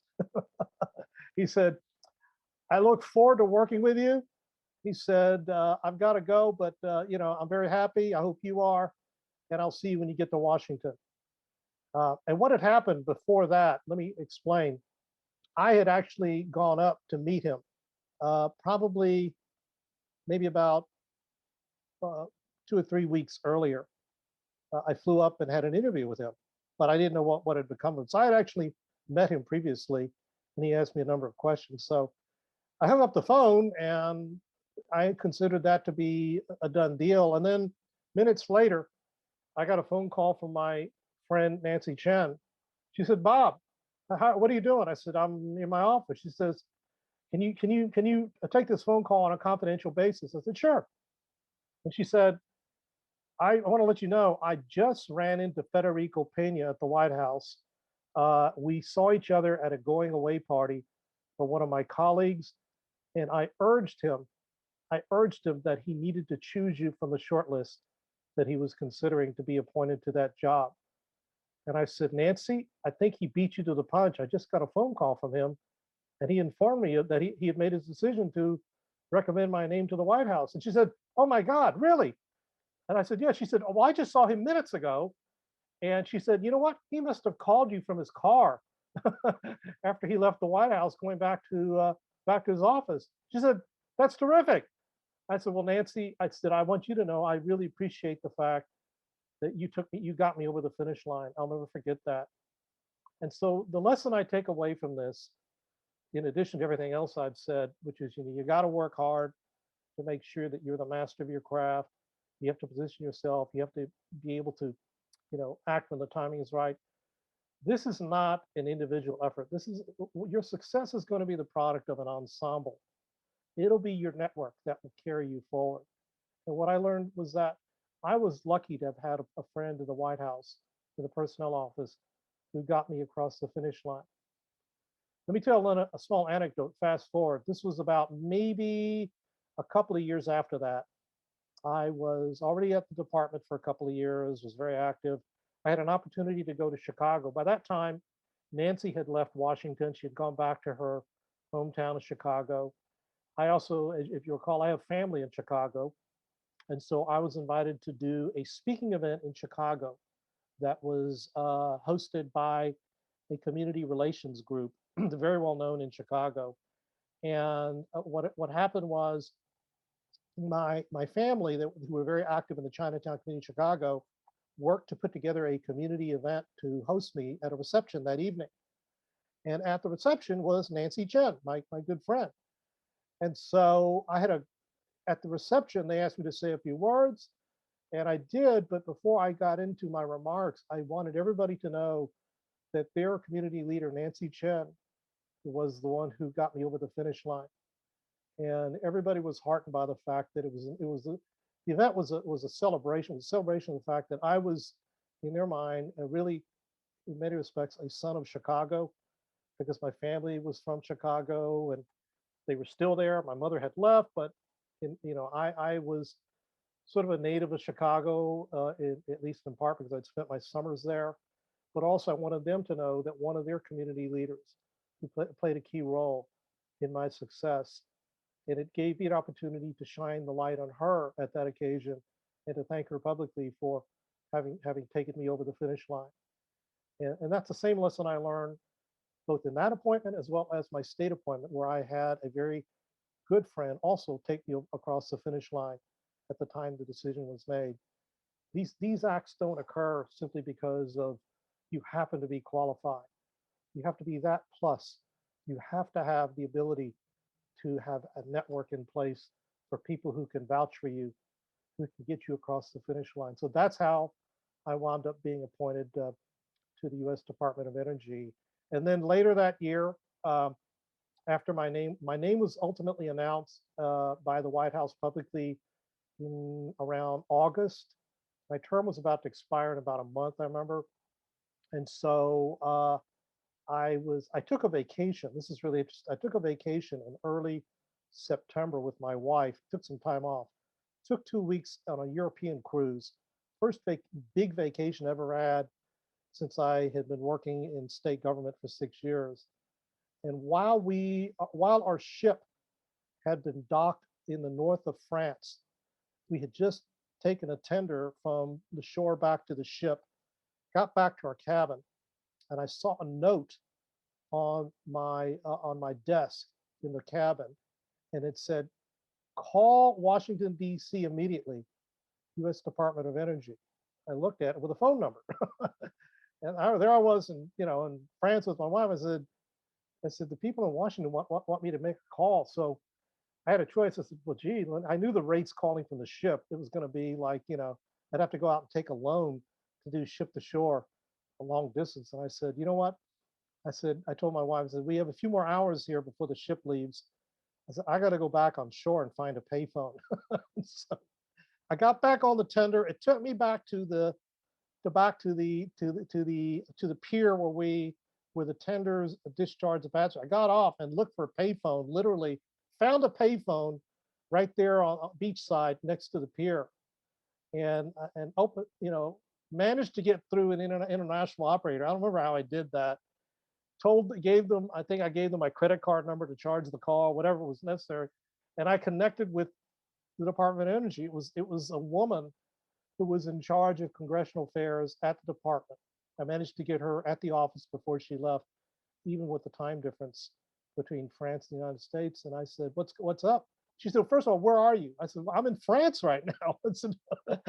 She said, when do you return to the United States? I said, well, I think it was like a Wednesday. I said, I think we're scheduled to for the ship to return back to our point of disembarkation by Friday. We're supposed to catch a plane that'll get us back into maybe the United States on Saturday. She said, okay, can you get to Washington on Monday? I said, well, I got to go back to Texas first, but I think I can manage to, schedule a flight once I get back to Texas to Washington by Sunday night. She said, good. She said, here's the deal. She says, your congressional hearing is scheduled for Thursday. You have to get to Washington by Monday because we have got to work on you to prepare you for your Senate hearing. And you're going to be run through a battery of what we call, you'll have a whole stack of documents that we've already prepared for you to read. And you have to go through what we call a murder board process, which is basically we go through a mock hearing with you and test you on questions we think the members of the Senate are going to ask you so that you can go in and look like you know what you're doing. So I said, fine. So I hung up the phone, got back on the ship, told my wife, I said, they said, the good news is the vacation is not going to be interrupted. We're going to get back to the ship.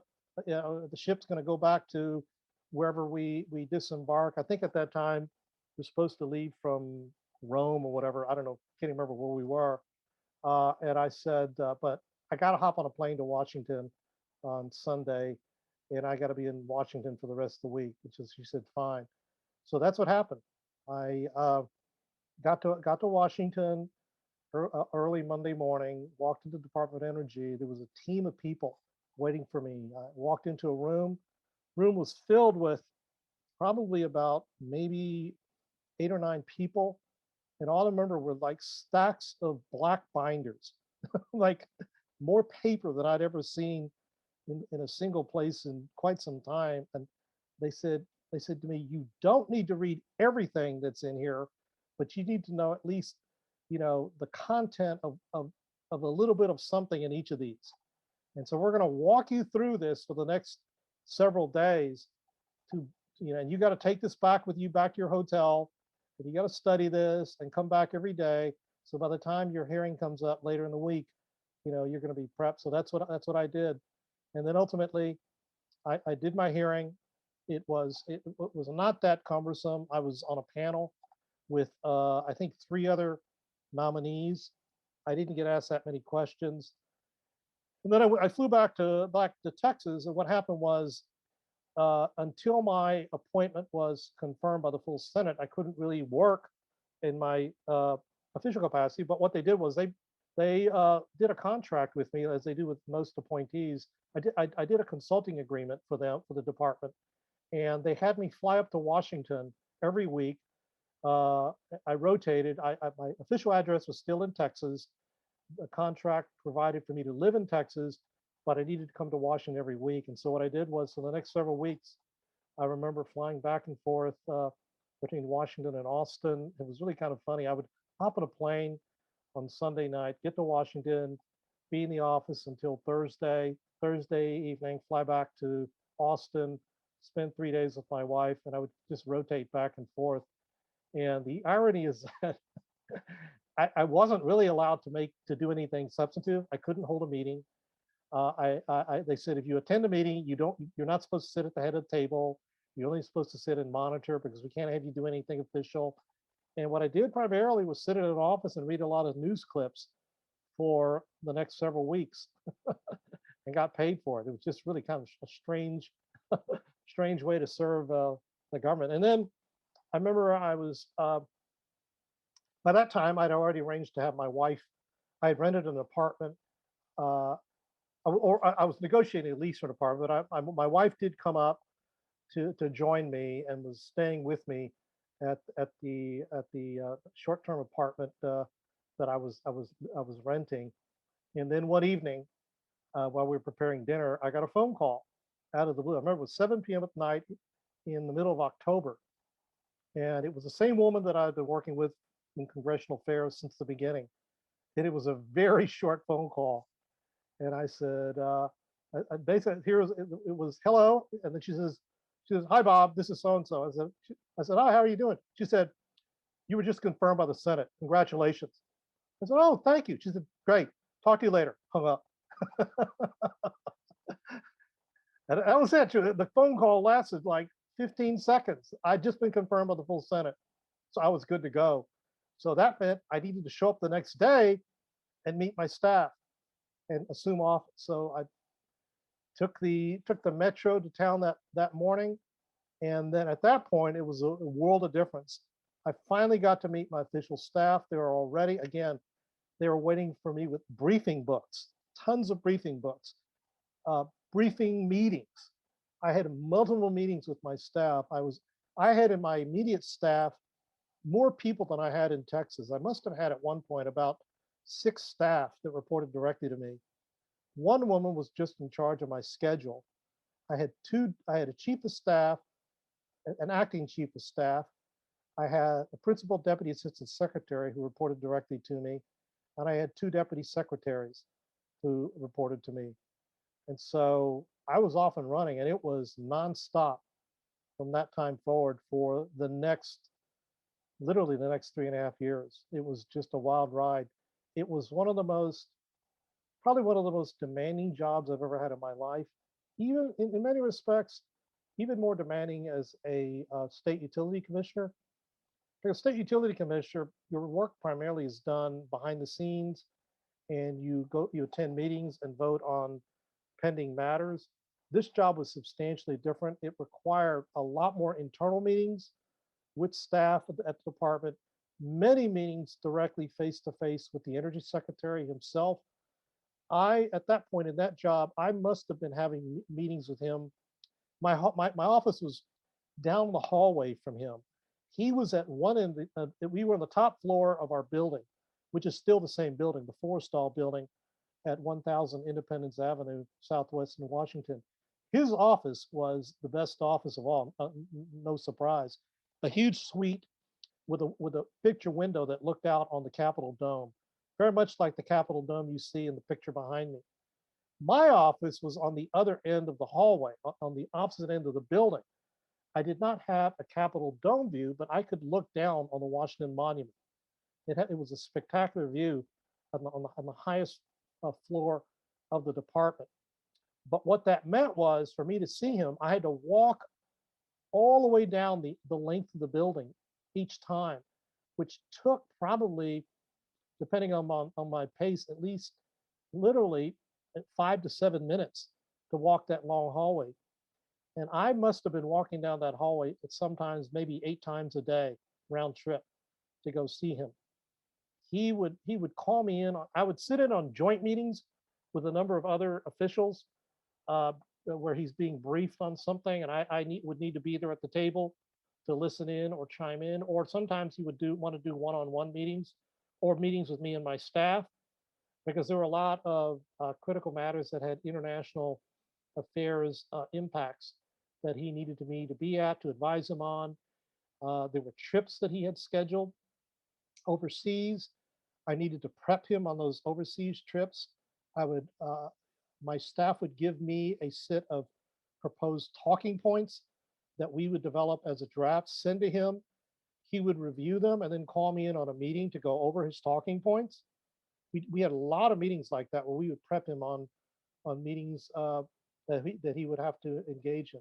At that point, the focus was on international affairs, but similarly, if there were domestic matters that came up, since my portfolio did also pertain to domestic energy policy, I would have to prep him on that. But we spent a lot of time spending meetings. We would prep him, and then I had to do my own external affairs meetings where I would meet with senior officials from other countries, either here in Washington. They would come see me at the office, or I would meet them overseas. And my overseas travel commitments really started almost from the month that I arrived at the department.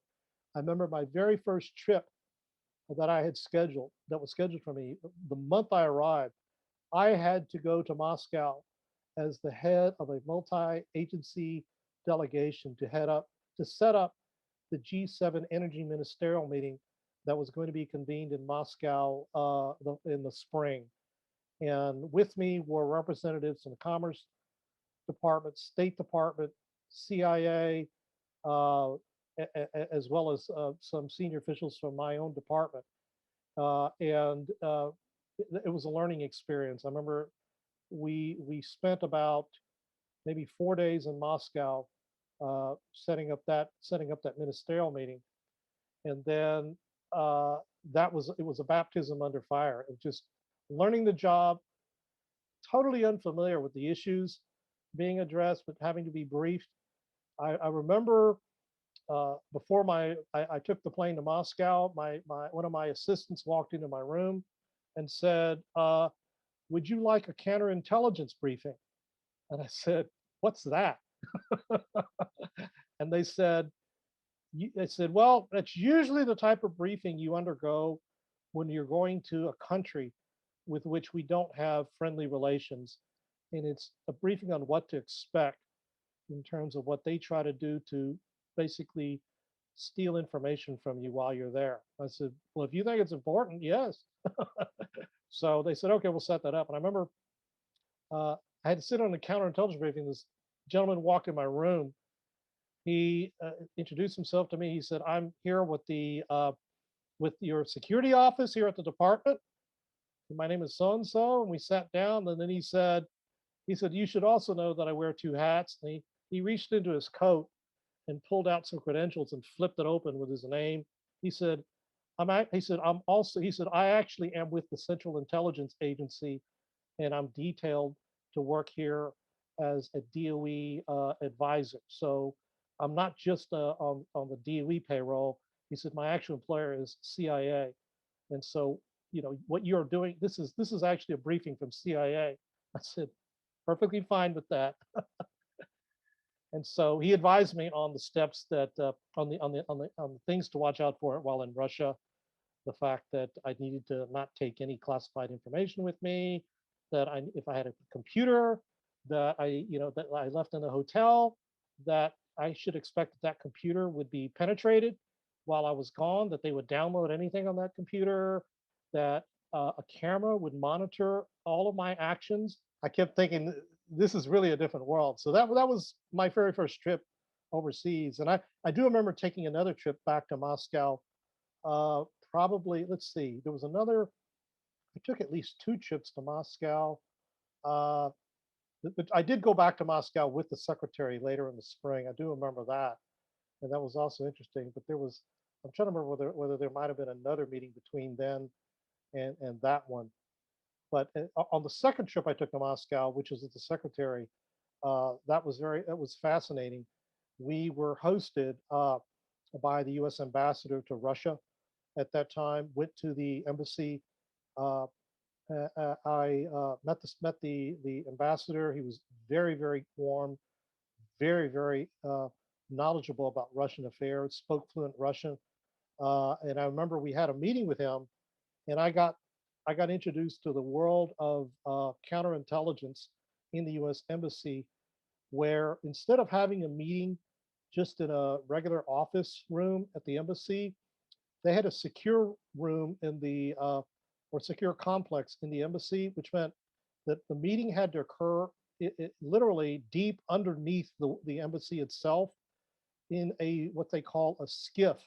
A SCIF is an acronym for some type of secure apart compartment, which is built by the U.S. government. And then the other experience I remember from that trip is walking through the U.S. embassy complex and meeting the diplomats who were based at the U.S. embassy. And one big takeaway I had in my international travel is I always had the support of a U.S. embassy staff as a senior official.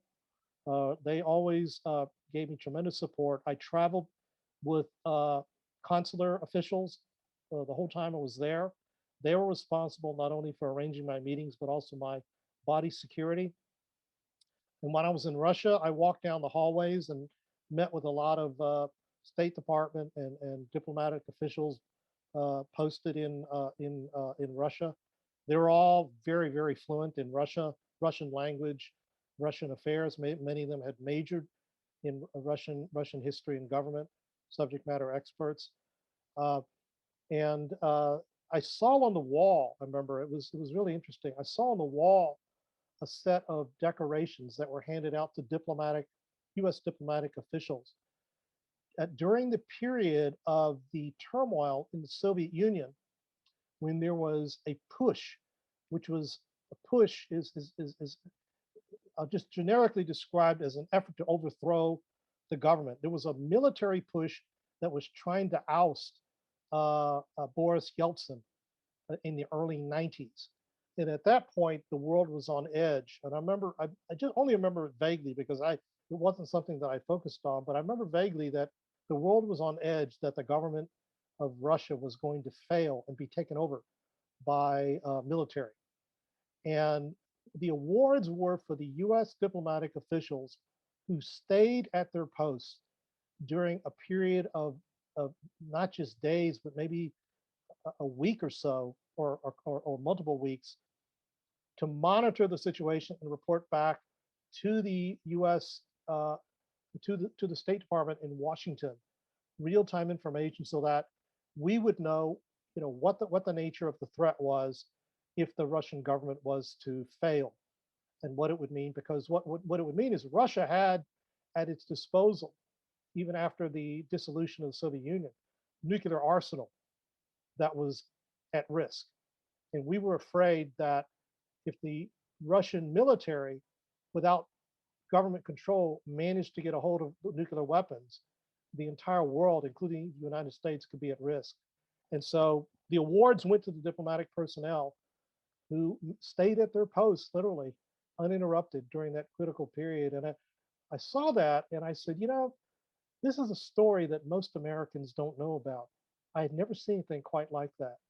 And frankly, I'd never seen anything quite like that in any other U.S. embassy. And I traveled to many other embassies during the course of my tenure at the department. And I thought what it told me was that we really take for granted the diligence and bravery of our men and women who serve in the diplomatic corps in these critical overseas posts. And as an American, I was quite proud.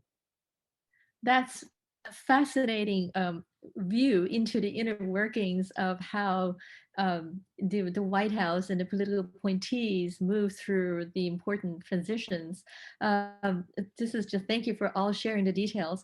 I wonder if you could talk about some of your proudest achievement in the Department of Energy. You mentioned the PUNT accord that you signed in China, for instance. Yeah, I was the head of the International Affairs Office at the time. I wore two different hats. My first year was the head of International Policy International, and then the next 2.5 years, I was the head of what was called the Fossil Energy Office, which is responsible for a research and development mission. But while I was the head of the International Affairs, I was a member of the Clinton delegation, the presidential mission in, I believe, late spring, early summer of 1998. And I remember that my role there was, I was told beforehand that my role was to participate in the signing of an agreement. And I wasn't really apprised of all the details before the trip. I took with me a very knowledgeable Deputy Assistant Secretary who preceded me at the department. He knew all the details. And I remember literally sitting in my hotel room being briefed by him on what this agreement was all about, what it was attempting to achieve. And it was called the Peaceful Uses of Nuclear Technology Agreement, under the acronym PUNT, PUNT, the PUNT Agreement. And its purpose was to establish a framework by which the United States would consent to the technology transfer of nuclear technology, proprietary civilian nuclear technology, to the Chinese government for civilian nuclear reactor purposes. And as part of that undertaking, which is similar or which is common now with other countries, we had China also sign an agreement, which is a binding agreement to agree to nuclear nonproliferation and to being open to examination by a multilateral agency called the International Atomic Energy Agency, who would send teams of inspectors into a signatory of that agreement to ensure compliance, that this nuclear technology would not be diverted towards weapons uses, that it would be confined and siloed and safeguarded, limited only to the development of nuclear reactor, civilian reactor technology. And it's called the PUN agreement. It later became known as what they call a 123 agreement, which is Section 123 of the Nuclear Energy Act, which is the protocols that the U.S. government requires as a precondition for any country to be able to acquire civilian U.S. nuclear technology. We've done similar agreements with other countries since then, but it's my understanding that that was a pioneering agreement that we did with China. And ultimately, at the time, I didn't know what the consequence was. I knew what the agreement was supposed to achieve, and I shared with you a photograph of the signing of that agreement. That photograph was taken at the Great Hall of the People, and it was I signed the agreement, and on behalf of the Chinese was a gentleman named Zhang Guobao, who at the time was the vice minister for what was called the Ministry. Let's see, the State Development Planning uh, uh, uh, State Development Planning Council or Committee, which later became the State Development. Well, it had a different acronym after that, but he was the chief signatory, and later he actually became known as the equivalent of the Energy Secretary of China. And I saw him after he left his official post and came to the United States on different diplomatic visits on behalf of the Chinese. Uh, and so that was a pioneer agreement that I took part in. In fact, you can actually see the agreement as recently as 5 years ago. I saw the agreement posted on the DOE website. I don't know if it's still there, and you can actually see my name. I actually have a copy, a PDF copy of that agreement. I could send it for your records, and you can see my name to the agreement. But that was probably the most significant uh, international agreement that I signed on behalf of the U.S. government while I was at the U.S. Department of Energy. Do you think the fact that you're of Chinese descent had some effect on the Chinese official that you met? Was there more room for negotiation or understanding because you're Chinese? No, the agreement had already been signed before I showed up to sign. I can tell you though that being ethnic Chinese really drew a lot of attention from the Chinese. They didn't know who I was. I know that they asked a lot of questions. We were asking a lot of questions of them as well, I should add. But I think all of us kind of shared some small irony in the fact that if you look at the picture, you see, two people sitting at the table, one Chinese and one ethnic Chinese who's actually an American with an American flag there, and with an American delegation standing behind them.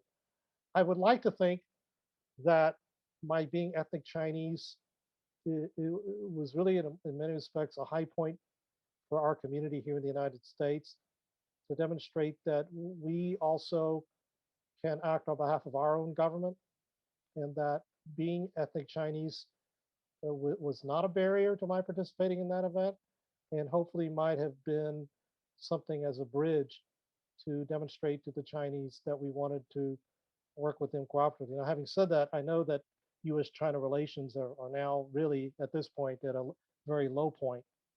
So that might have been probably 20 years ago, one of the high points in our relations. The thing that occurred to me years later that I had not anticipated was that did enable for the sale of Westinghouse's nuclear energy technology to China. Westinghouse had a cutting edge nuclear power design called the AP1000, and they sold that technology to the Chinese, and it enabled the building, I think, of around 4 nuclear units in China, 2 of which I've actually visited on 2 subsequent trips to China with a U.S. hosted delegation. I remember going to China in 2008, meeting with Westinghouse, getting a briefing on the plant in Shanghai. It was called the Sanmen plant. It was still under construction, and having a dinner hosted by Westinghouse, and they thanked me for signing the agreement 10 years earlier. That was not something that I planned. That was done in my private capacity.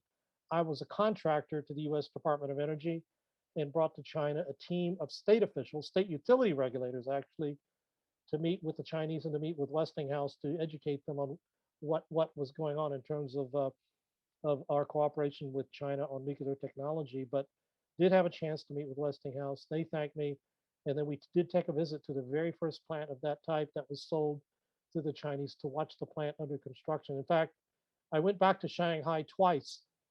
I went to Shanghai the first time to see it under construction, and I went back, I believe it was probably about a year or 2 years later, back to Shanghai. And at that time, the plant was about to be activated. So I had the privilege of seeing essentially the work that I had done on behalf of the U.S. government 10 years earlier. It's amazing.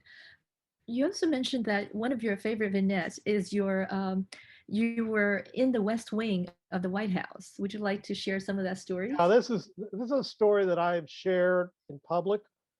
I always it usually it almost comes at the end of every talk that I've given to different groups, where I talk about my experience in the government, and I use it as an example of somebody who found himself at an event that I could not have predicted beyond my wildest imagination while growing up in Houston, and then also even while I was a state commissioner, uh, because I think if you recall when I began state government service, it was 1991, I believe, when I was appointed to the Public Utility Commission by Ann Richards. My very first appointed job as a state official.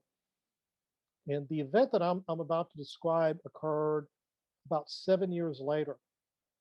And to think that I would go from being a virtual unknown until October of 1997, until this event I think this was probably around fall of 97 or spring of 90, winter of 97 or spring of 98. I can't remember exactly when the meeting was.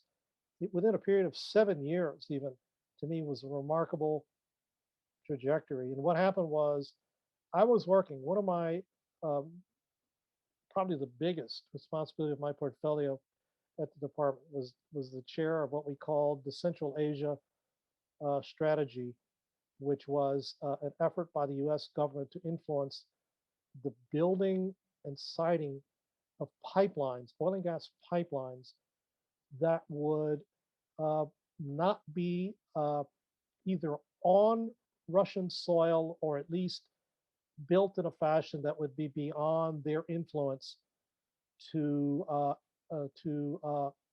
beyond their influence to control the flow of gas or oil from that region, either from Russia or by former members of the Soviet Union who had natural resources, but that were close to Russia and relied on Russian routes of transit. And this is an issue today, actually. There is, even as we speak, the Biden administration is at odds with the German government that's entered into an agreement over what's called a Nord Stream pipeline to bring Russian gas to Germany. So this is still an issue 20 years later today.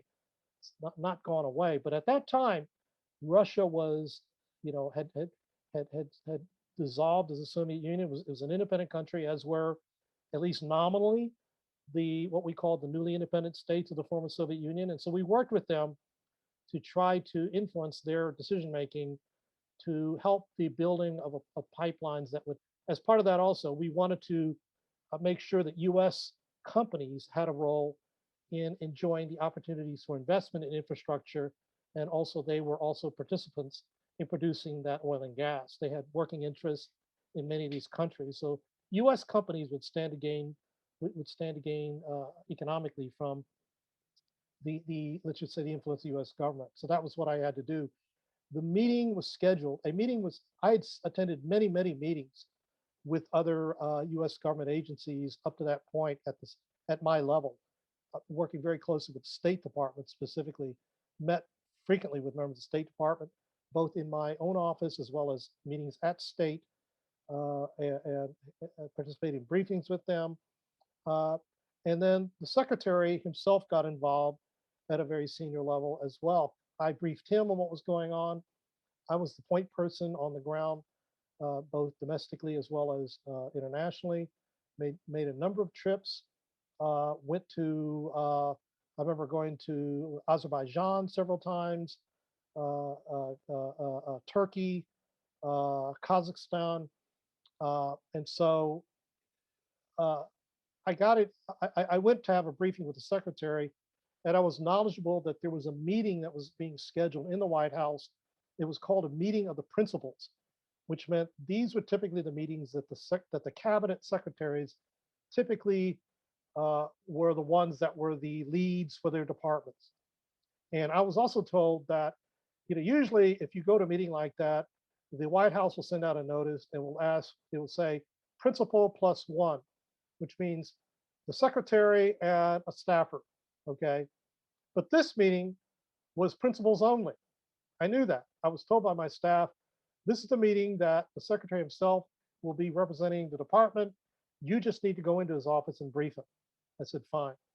So I went in to brief him, gave him his talking points, gave him a background of what to expect, what we are hearing, what the other offices would be sharing, at least to the best we knew.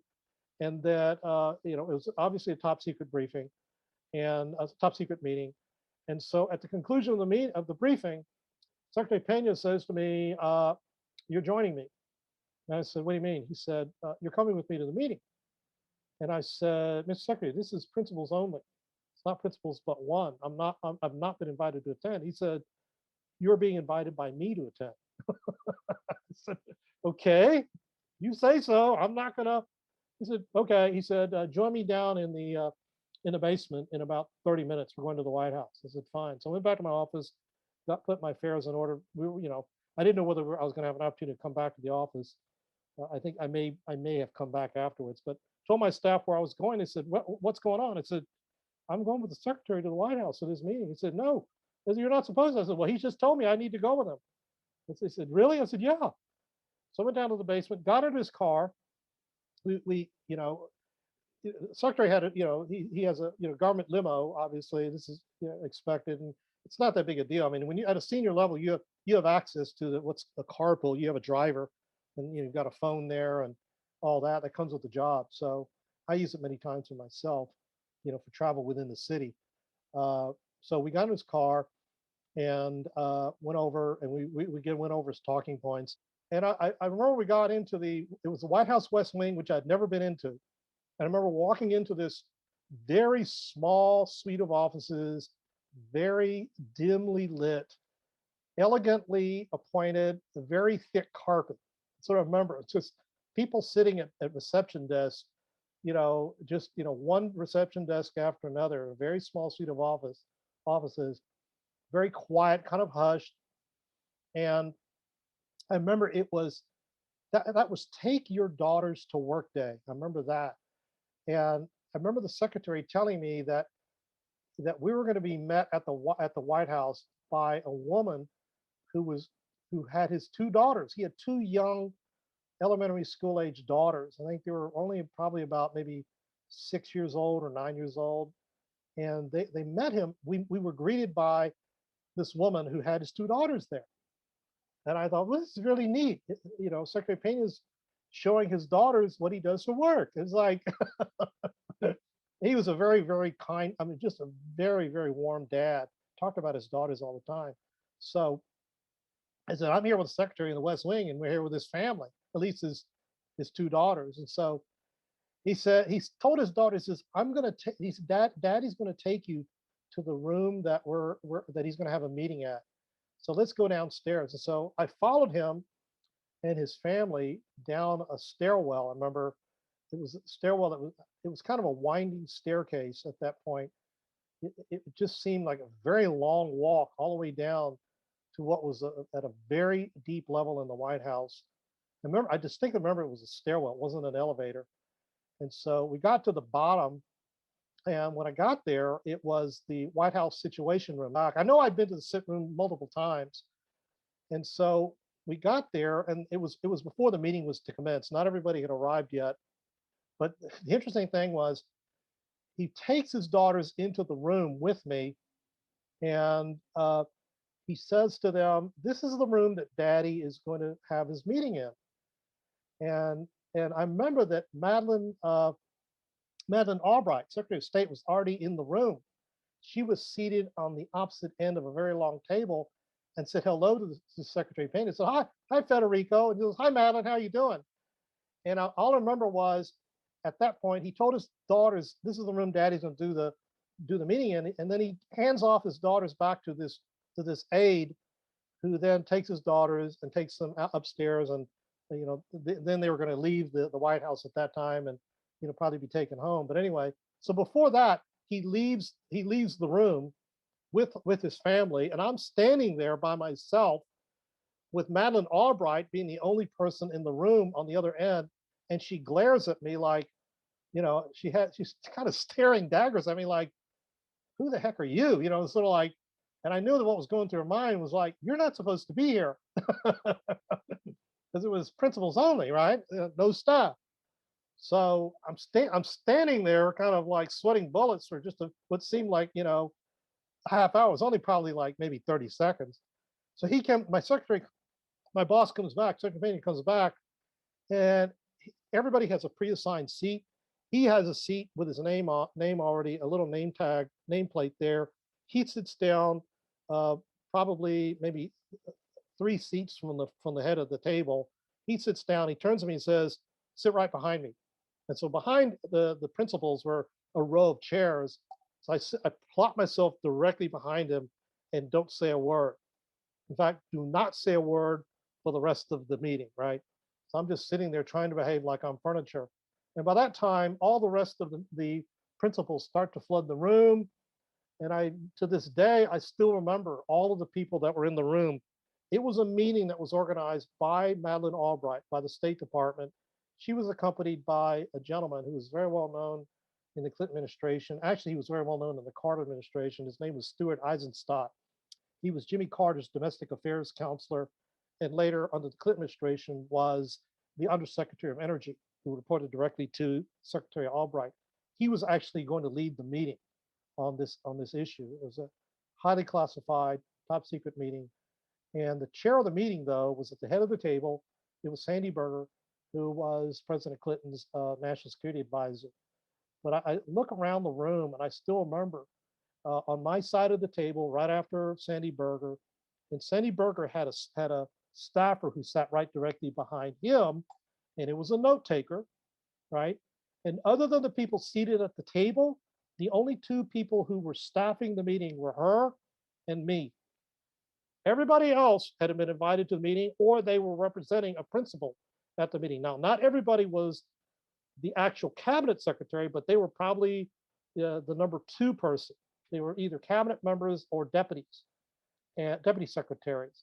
And so on my side of the table, I remember it was Bill Cohen, who's the Secretary of Defense, Major General Henry Shelton, who was the chairman of the Joint Chiefs of Staff, my secretary, Federico Pena, and I think to his right, I believe it was Larry Summers.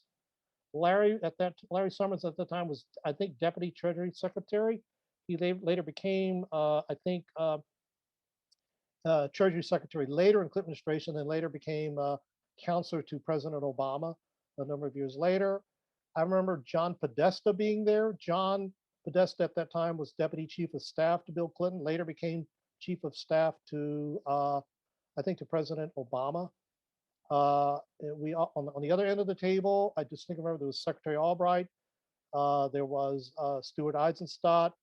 I'm struggling. There might have been one or two other cabinet secretaries or deputy secretaries. But anyway, I was sitting there watching this meeting, trying to remember everything. All I remember was that during the meeting, they handed out a one sheet of paper for each of the meeting participants that had a set of points that were going to be talked about.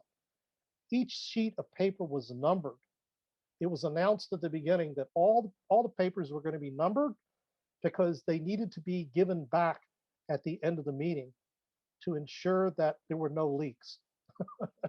So I just remember, I'm trying to remember whether I actually took notes. I probably refrained from taking any notes that anybody could see, but I was trying to remember everything that was being said. But anyway, the reason why I mentioned this experience, and I've gone into much more detail than I have publicly, obviously, this was my most memorable experience while I served the federal government. And I kept thinking to myself, first thing that entered my mind was, if my high school classmates could see me now, that was just sort of I remember actually thinking that right there, sitting there in this meeting, thinking, wow.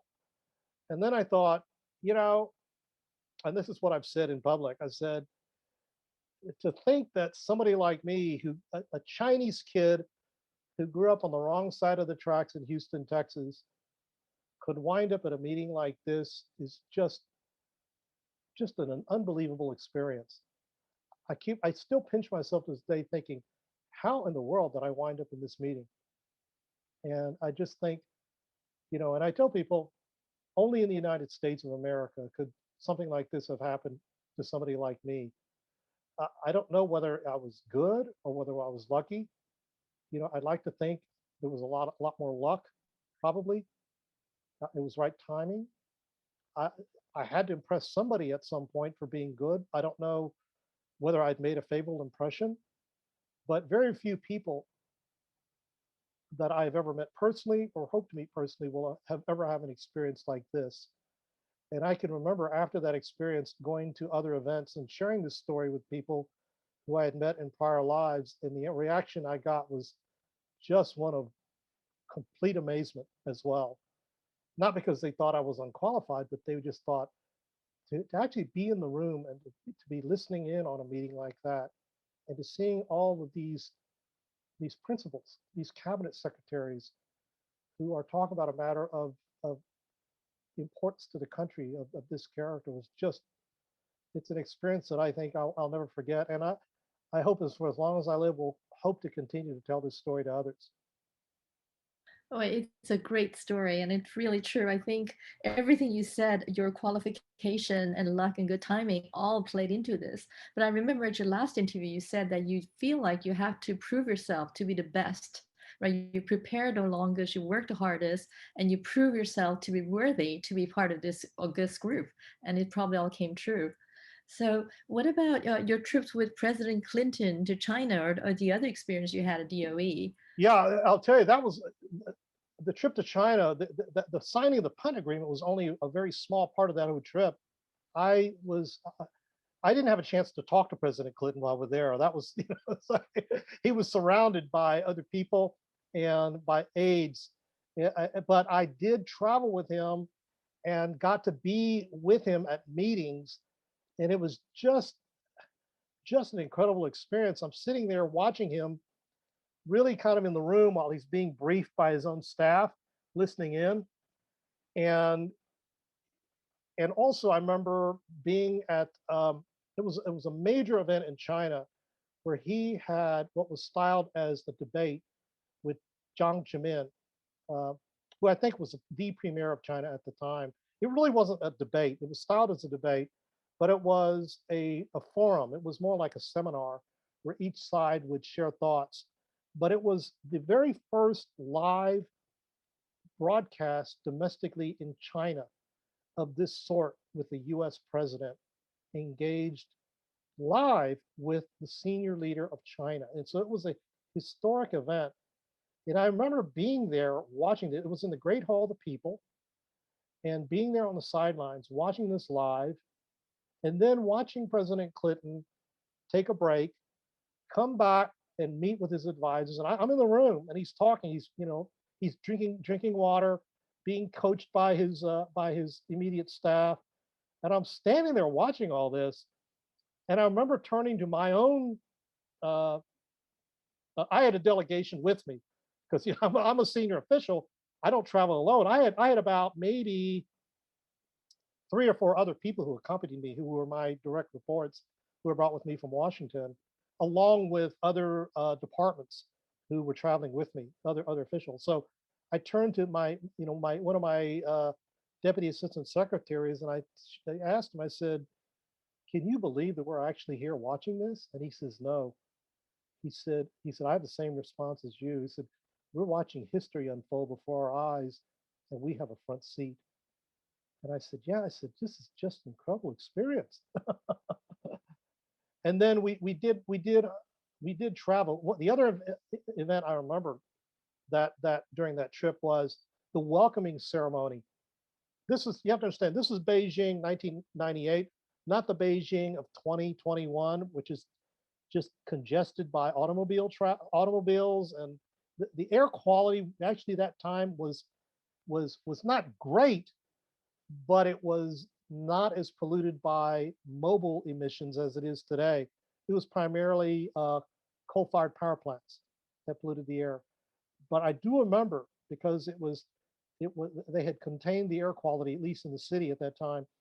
We were able to go to the welcoming ceremony at Tiananmen Square that morning, and I remember we stayed at the Diu Tai guest house. That was where all the entire delegation stayed. I remember we had a van for us. I remember seeing the president and the first family walk past me. I remember Chelsea Clinton was on the trip too. I remember I saw her, she's kind of a teenager at the time, walk right past us. And so we traveled. Our delegation traveled in a motorcade down the main thoroughfare to get to Tiananmen Square. And as we were traveling, the Chinese government had suspended in-city travel for everybody for that whole area. So you could not see any traffic at all. The mode of travel principally was by bicycle anyway. What you saw were street barricades and what seemed like dozens of people who were standing next to their bicycles, waiting for the barricades to be lifted after the welcoming ceremony. And it was like what seemed to go on for like miles going down this thoroughfare. You could see all these barricades go up and that had been gone up, and you could see Chinese standing next to their bicycles, waiting to be allowed to pass to basically traverse the major thoroughfare. And then we got to the Tiananmen Square. The welcoming ceremony was in front of the Great Hall of the People. There was a riser. We stood on a platform with we were not seated. I remember distinctly that we were all kind of situated on. They had us in rows that were ascending, one row after another, and the whole welcoming ceremony lasted probably, I'm trying to think, maybe around 30 to 45 minutes. But what was interesting was that it was 10 a.m. in the morning, Saturday morning in Beijing, and you could not see a soul in Tiananmen Square. The only people you saw besides us and the Chinese delegation were the members of the military who did the pass and review in front of the two presidents, and that was it. And then the news cameras. You had news crew, Chinese and U.S. Lots of national news media were there. I saw a lot of reporters that I recognized from the national news media that were there with cameras and recording this historic event. But that was just being there and watching the welcoming ceremony under those conditions where there were no Chinese to be found other than the ones participating in the ceremony. Was just, of course, I've been back to China and Beijing and Tiananmen Square many times since then, right? This was my very first trip to China, to Beijing anyway. at that time. I'd never been to Beijing before. And I told people, you know, you have never traveled unless you were part of a US delegation, a presidential delegation to a foreign trip. Everywhere we went, we had a motorcade, you know, with sirens and everything. It was like express transportation in China. Quite an experience. The other thing I remembered on that trip too, we met with a congressional delegation that was also on the trip. We traveled in a bus with them. And I think I shared with you some photographs of traveling what we call a CODEL, congressional delegation. And it included people like Senator Max Baucus. He was at that time chairman of Senate Foreign Affairs. House Representative Ed Markey, now in the US Senate from Massachusetts. And as you know, Max Baucus was appointed by President Obama to be US Ambassador to China. He succeeded Gary Locke. And so he was there.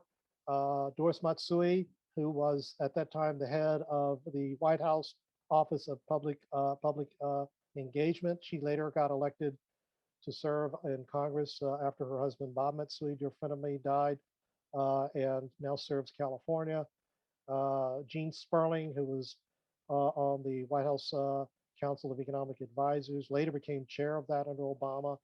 And I remembered also that Janet Yellen was on the trip. She was the chair of the council at that time.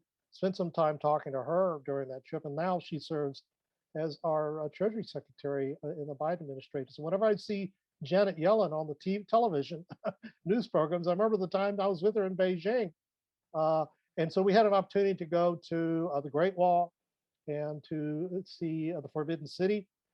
But one distinct recollection I have was sitting next to the great John Dingell, who spent years chairing the House Committee on Commerce, very powerful member of Congress for many years from Michigan. His wife, Deborah Dingell, succeeded him, now serves in Congress in that seat. But I sat next to him while we're traveling through Beijing, and I knew that he was something of a China history expert. I vaguely remember in his background, he actually taught history before he got elected to Congress, and was something of an expert on China. And what I did not know that he shared with me is that he traveled to China. I think he must have been about 6 years old with his father in the 1930s. This is pre-Sino Japan War, and he remembers coming to Beijing. He had a very vivid memory of what he saw in Beijing at the time.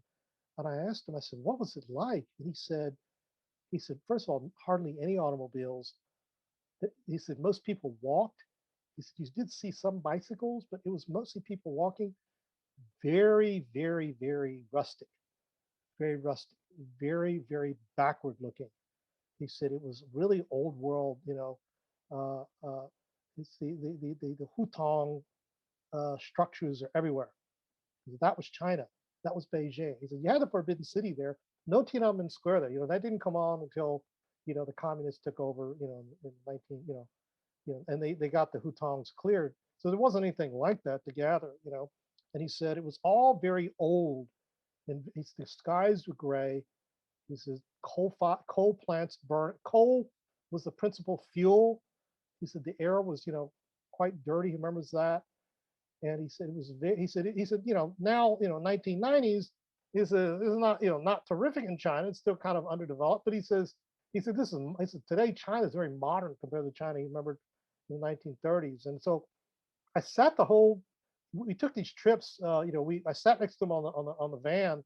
He walked in the van. That's a great thing about traveling with a CODEL. Nobody's a big shot. Everybody's a member of the Congress, or they're White House senior staff. You're sitting next to them. So John Dingell sat in the back of the bus by himself. I remember it was kind of a side seat, and he had a seat next to him.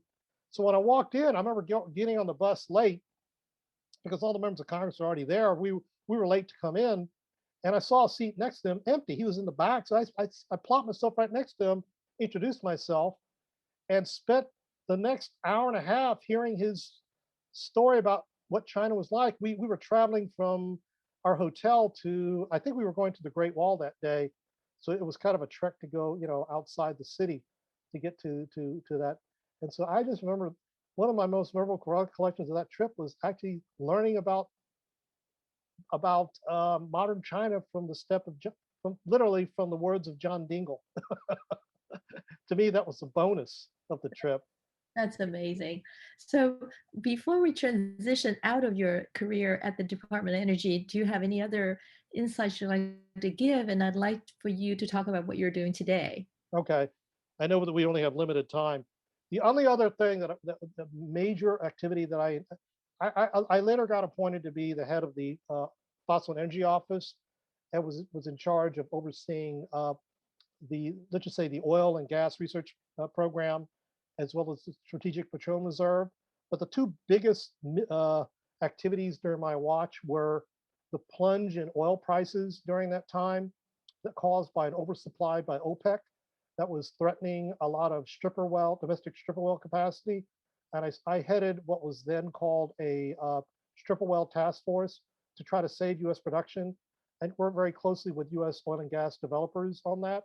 And the other thing, which I did not expect, which was not in my job description, was the allegations of espionage against Dr. Wen-Ho Lee at the National Lab. And that became a huge issue with the Asian American community, because they thought he was being unjustly prosecuted, both by the Department of Energy and the Department of Justice. And we're seeing a revisitation of that phenomenon even today, with scrutiny that the Asian American feels is being which we believe has been a subject of racial profiling by the research community, not just in national labs, but also in educational institutions, in universities. And I was served on a racial profiling task force to advise the Secretary of Energy of what steps he needed to take, and was basically acting as a bridge between him and the Asian American community during that period, and spent a lot of time on that issue on behalf of him and the department.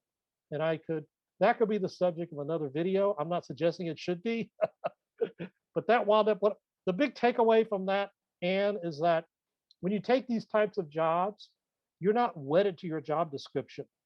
Often you get detailed to do things that are well beyond your immediate job description.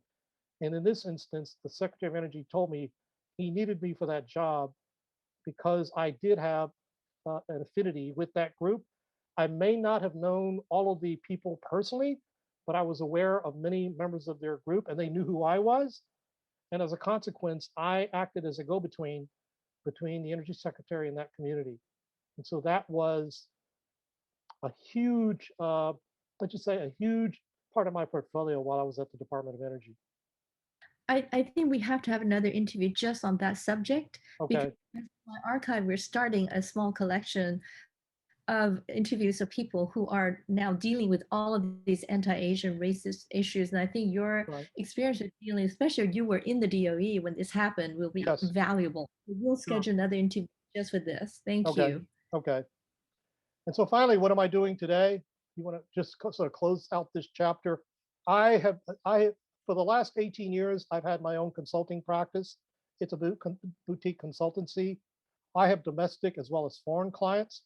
I advise on energy policy and regulatory policy with a focus on the electric utility sector. I've done consulting work on behalf of US domestic electric and gas utilities, predominantly electric utilities, investor-owned utilities. Although I've also done some work with public power entities. I view myself as I do analytics, examine the regulatory landscape, and advise these companies on issues of importance that would affect their investment strategy. I also do work for private equity investors, and I also do work for foreign investors and foreign companies that do business here in the United States on both the electric and gas side. I've done work with Chinese companies, but I also have done work with Korean and Japanese companies. And I've also done work on behalf of the Japanese government. I advise them on their internal restructuring policies to restructure their gas and electric markets, and have built relationships between the Japanese government and Japanese companies with US officials, both at the federal and state level. And so a lot of my work has has had an international focus primarily on East Asia. I also have been a contractor to the U.S. Department of Energy until the pandemic hit for the last 8 years. I had been organizing and managing delegation trips, taking state utility commissioners to China and Japan on a U.S. Department of Energy organized energy policy and technology mission to both China and Japan to better understand clean coal technology as well as other clean energy technologies that are being researched and being brought to market in both China and Japan. And so I've utilized my sets of contacts with my client base in both those countries to be able to provide a platform to educate U.S. State energy regulators. And I'm known within the state regulatory community as the go-to guy if you want to go to China and Japan. I tell people I am not a travel agent. That's not my purpose. I organize educational missions that would hopefully benefit them and to have a better understanding of what's going on in that part of the world, and hopefully assist both sides in providing a platform for common understanding and information exchange. And that has taken up a lot of my time as well. And that's something that I view as an opportunity and as a project that I was able to develop out of my experience at DOE in the 1990s, having worked with U.S. Embassy personnel and being very comfortable with that group. And to this day, I have many friends in the diplomatic community as a consequence of that work dating back to the 1990s. Well, this is fascinating, and we will be talking again with Dr. Wen-Ho Lee's interview. We wanted to clarify a few small questions. For Sure. instance, what is the name of the neighborhood you grew up in Houston? Was it Sunnyside or No, it was Third? called. I would say at that point, it was called probably South Park. South Park in Houston, Southeast Houston. I'd have to go back, but I think we called it South Park. And Do you remember the names of your elementary school or high oh yes, school? I do very distinctly. In fact, I belong to Facebook groups for each of those schools and see pictures being posted from those years I was there. My elementary school was Louisa May Alcott Elementary School, named after the author of Little Women. And my high school was Jesse H. Jones High School, who was a well-known benefactor of the city of Houston. As you know, there's Jones Hall, Performing Hall, that's named after him.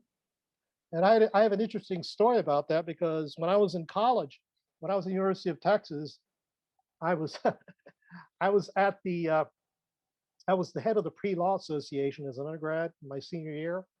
And I remember that one of the people who joined the pre-law association, back then, the only way you could pay your dues is to write a check. There's no such thing as a credit card charge, anything like that.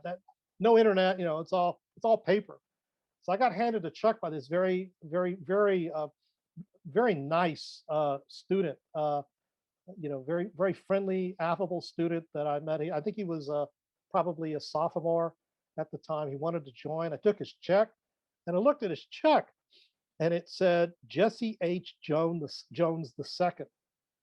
So then I looked at it, I thought, oh my goodness, he is a descendant of the guy in my school. I didn't tell him. I just said, I said, thank you very much, Jesse, for your check. And he said, no. He said, please call me Jay. I said, okay, Jay. And so I think later he actually did go to the University of Texas Law School. I think he might have been in the law school a couple of years after me. I remember running into him in the hallways and saying hi. And I think since then he's become a very successful business person in Houston. Yeah. You may actually know him. I'm a friend of Jay's, and he's actually the nephew of Jesse Jones. Okay. Did not have any. If you could share that story with him, I don't think I ever mentioned that to him. I will. I doubt if he would even remember that. Well, his father, John Jones, was the head of the Houston Chronicle. Right. And they have, they're really nice people. Yes. I think Anne, I don't know if you're still on the call. Anne may have some other questions for you that I did not cover. Anne, do you have any questions for Mr. G? Nope, I think you asked them already regarding the school.